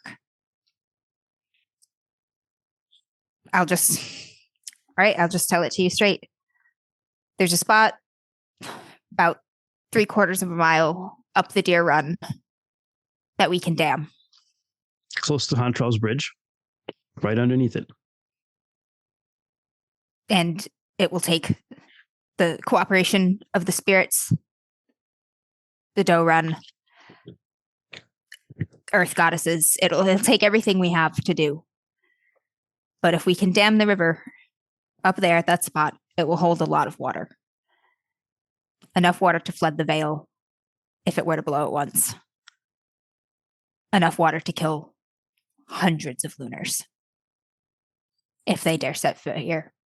And it will destroy everything else. But this will still be our home. And we can rebuild. You can come back. We've done it before. We're going to have to fight them. Because they're not just going to come into the Vale. Yes, we have to move out all of the non-combatants first, in small groups over several weeks. We have to move supplies with them, and the people who stay behind, they all have to be a part of this. They have to be warriors, fast warriors who can clear the floodplain after we give the signal very, very quickly. We need our shamans and our priests, the spirits, smiths, craftsmen, everyone who can contribute. It'll have to be a force that's large enough to look reasonable to the Lunars, to meet them at the mouth of the Vale and to draw them further into the floodplain and to fight them long enough for the folks up there to blow the dam. And then it will be up to them to get out. And they'll have to cover their retreat. And I know not everyone will make it, but our people could. And there's only one thing you're not thinking of. Tell me. And as he says that, you hear the clopping of hoofs, and the royal walks out of the woods and like joins your conversation. The royal's a big, huge deer with like a 20-point rack. Ruin's a little more comfortable around the royal than he was, say, at the beginning of the campaign. It's an Iowa deer right there. And the royal just looks right at you and says, the black stag is the Harraborn, but the Black Stag is also the Vale. Then Gordagar says, I like your plan, Rue. And we're going to go with it. But we're just going to add one part. We're going to change two things. The first is, I will lead the force that does the fighting action. The second part is you, when the time comes, will get the stag spirit because the royal will carry it. Because the stag spirit is separate from the royal. I think I have to point this out now. The royal is like the incarnation of the black stag. But the black stag spirit actually technically resides in the sacred ash tree that has the big deer skull hanging from it. Oh shit. And the royal is gonna go carry it out. And I'm gonna cover him. So that day, you and these other people that have marked by this dragon for some reason, destroy the tree, and the stag will carry the spirit.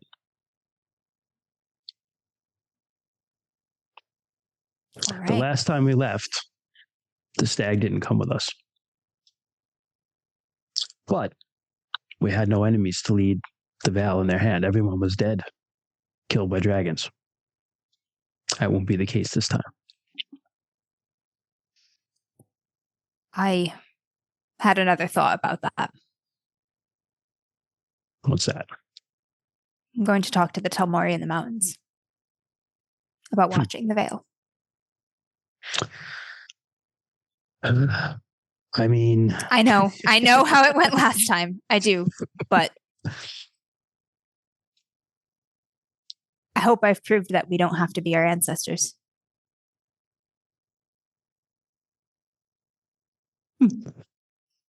If anyone's going to listen to you, they'll listen to one of you over any out of us. So I'll give you my blessing on that.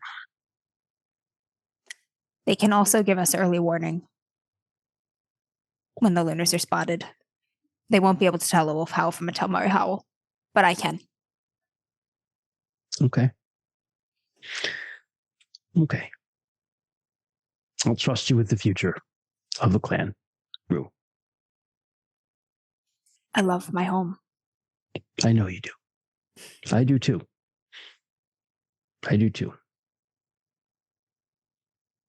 You remember when, seems like a really long time ago, but just in the spring, we sacrificed Longbellow, the cow? Yeah, I do. And before that, he had all the food he could want, his pick of the cows, except for the scars. But he had the best of everything, right? It's the same thing for a chieftain or a king. When times are good, you get the best of everything.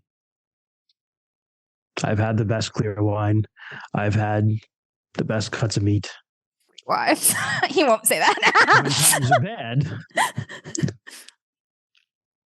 you have to get the bitterest drafts and the heaviest burden. That's what a chief does. That's what a leader does. It stands between the gods and his people.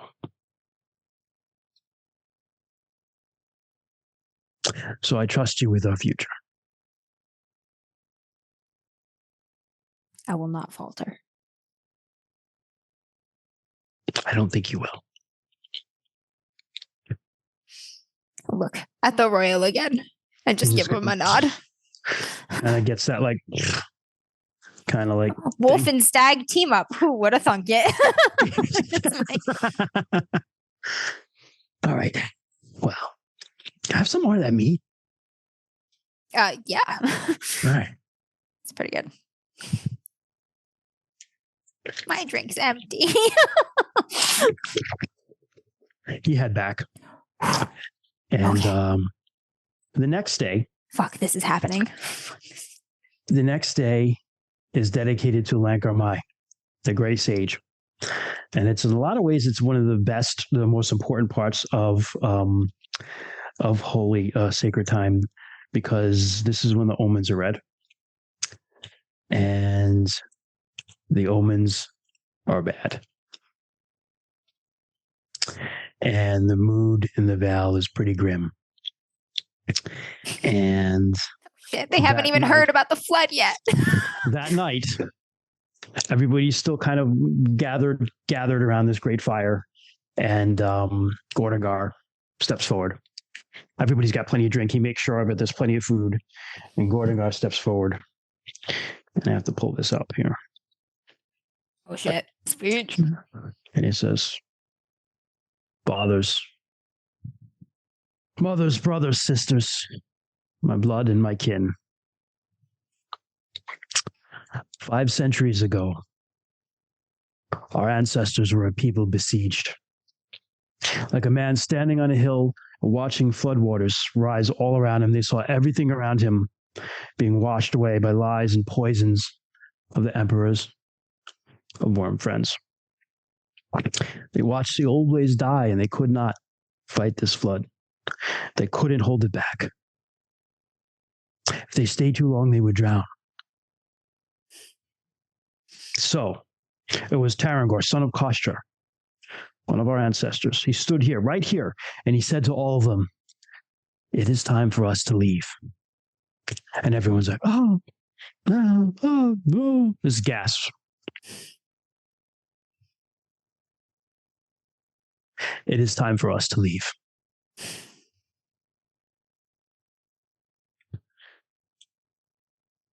And everybody again murmurs. Some of our forefathers fought at Grizzly Peak. Many of us fought at Bold Home. Many of us lost people we loved in these rebellions. They don't have their fathers here because they died trying to win back our freedom. And I have a man who would call himself our king on the throne in Clearwine, who will do nothing to prevent us from being enslaved at best, or fed to the bat at worst. And to that I say, there's always another way. Everyone kind of starts to... To that I say, violence is always an option. Now everyone's like, yeah, fuck yeah. Pounding tables and stuff. Pounding tables. We will leave. We will melt away. We will get the people who cannot fight to safety. But we will not give up our land without their lives and their blood. This I swear to you as your chief. And everyone's like,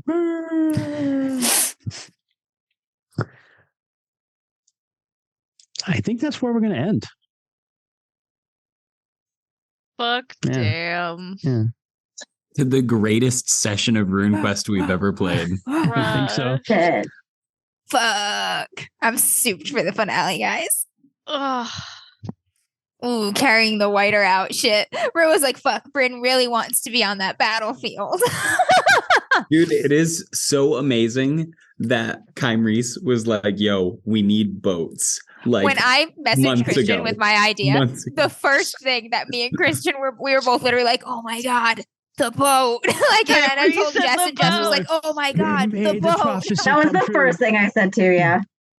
I literally, I created this thing subconsciously, and it just... You so many pieces manifested. fell together in this plan. It was crazy. Like, so many things calling back from different parts of this campaign. It's crazy. yeah, dude. It's Yeah, meant to that be. was awesome, guys. Thank you. Yeah. That was a great session. Oof, man. So Sarah's face when I first said the plan, though, I was like watching it. Sarah was like shook.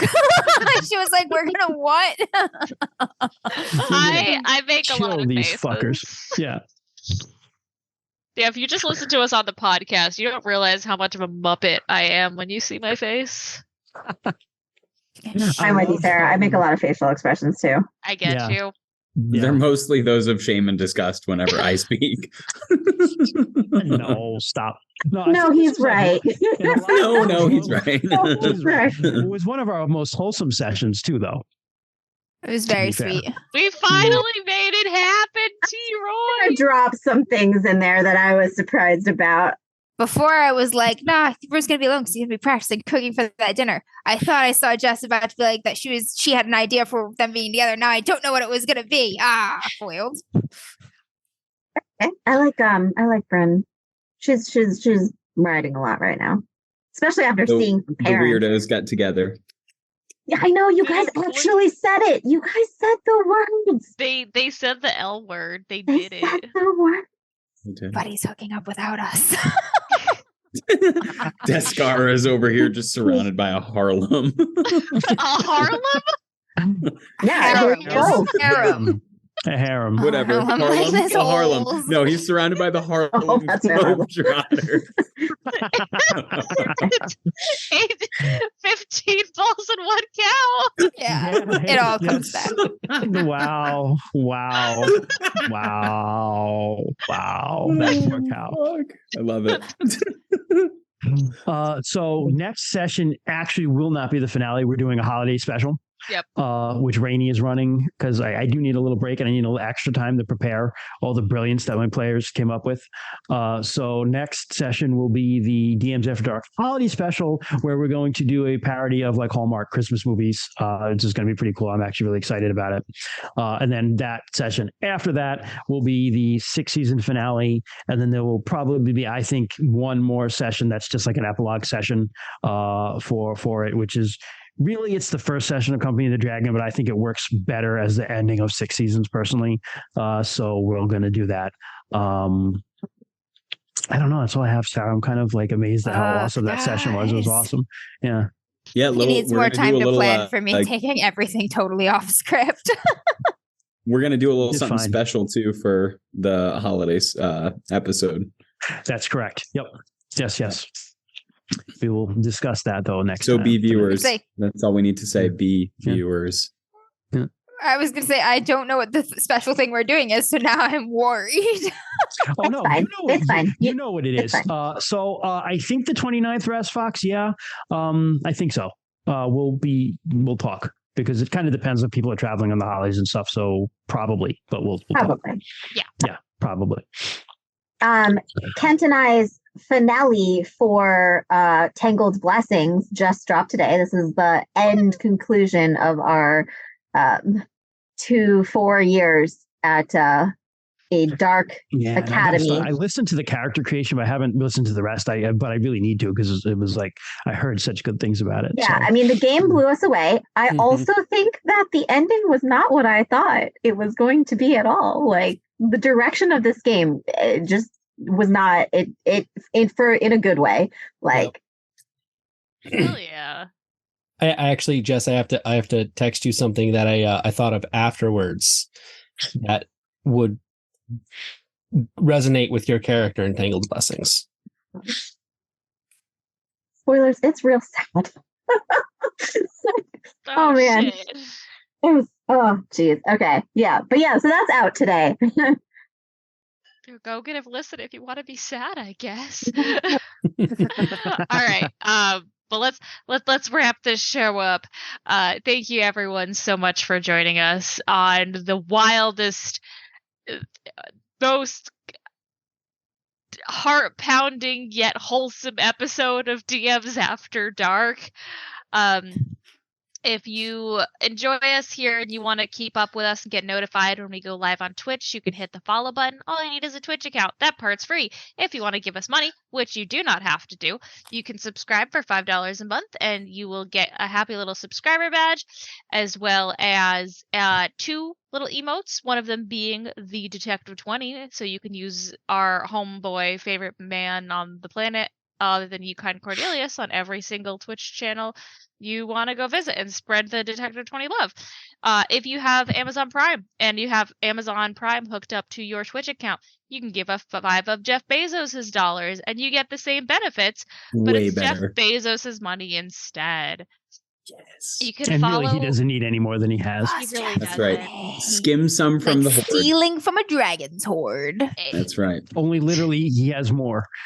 So, Right. anyway. He has Literally more more than than any smell. fictitious dragon ever described in the history of fiction. If you missed the first part of the session and you want to catch up, the VOD will be up on our YouTube channel on Monday.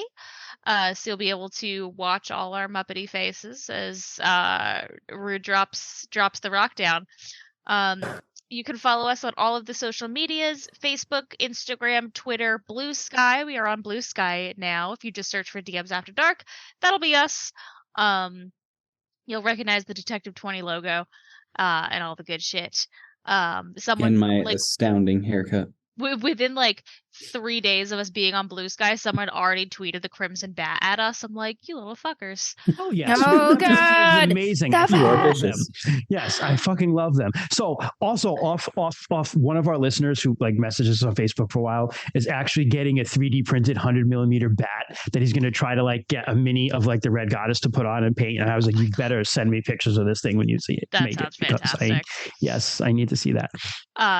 And then, of course, you can follow us on all the podcast apps under DMs After Dark. That holds this series, all of our mini-series, podcast exclusives, all that good shit. You can email us at dmsafterdark@gmail.com. Emails have been fucking wild and fantastic, and I love it. And as we said at the start of the stream, guys, I'm tired.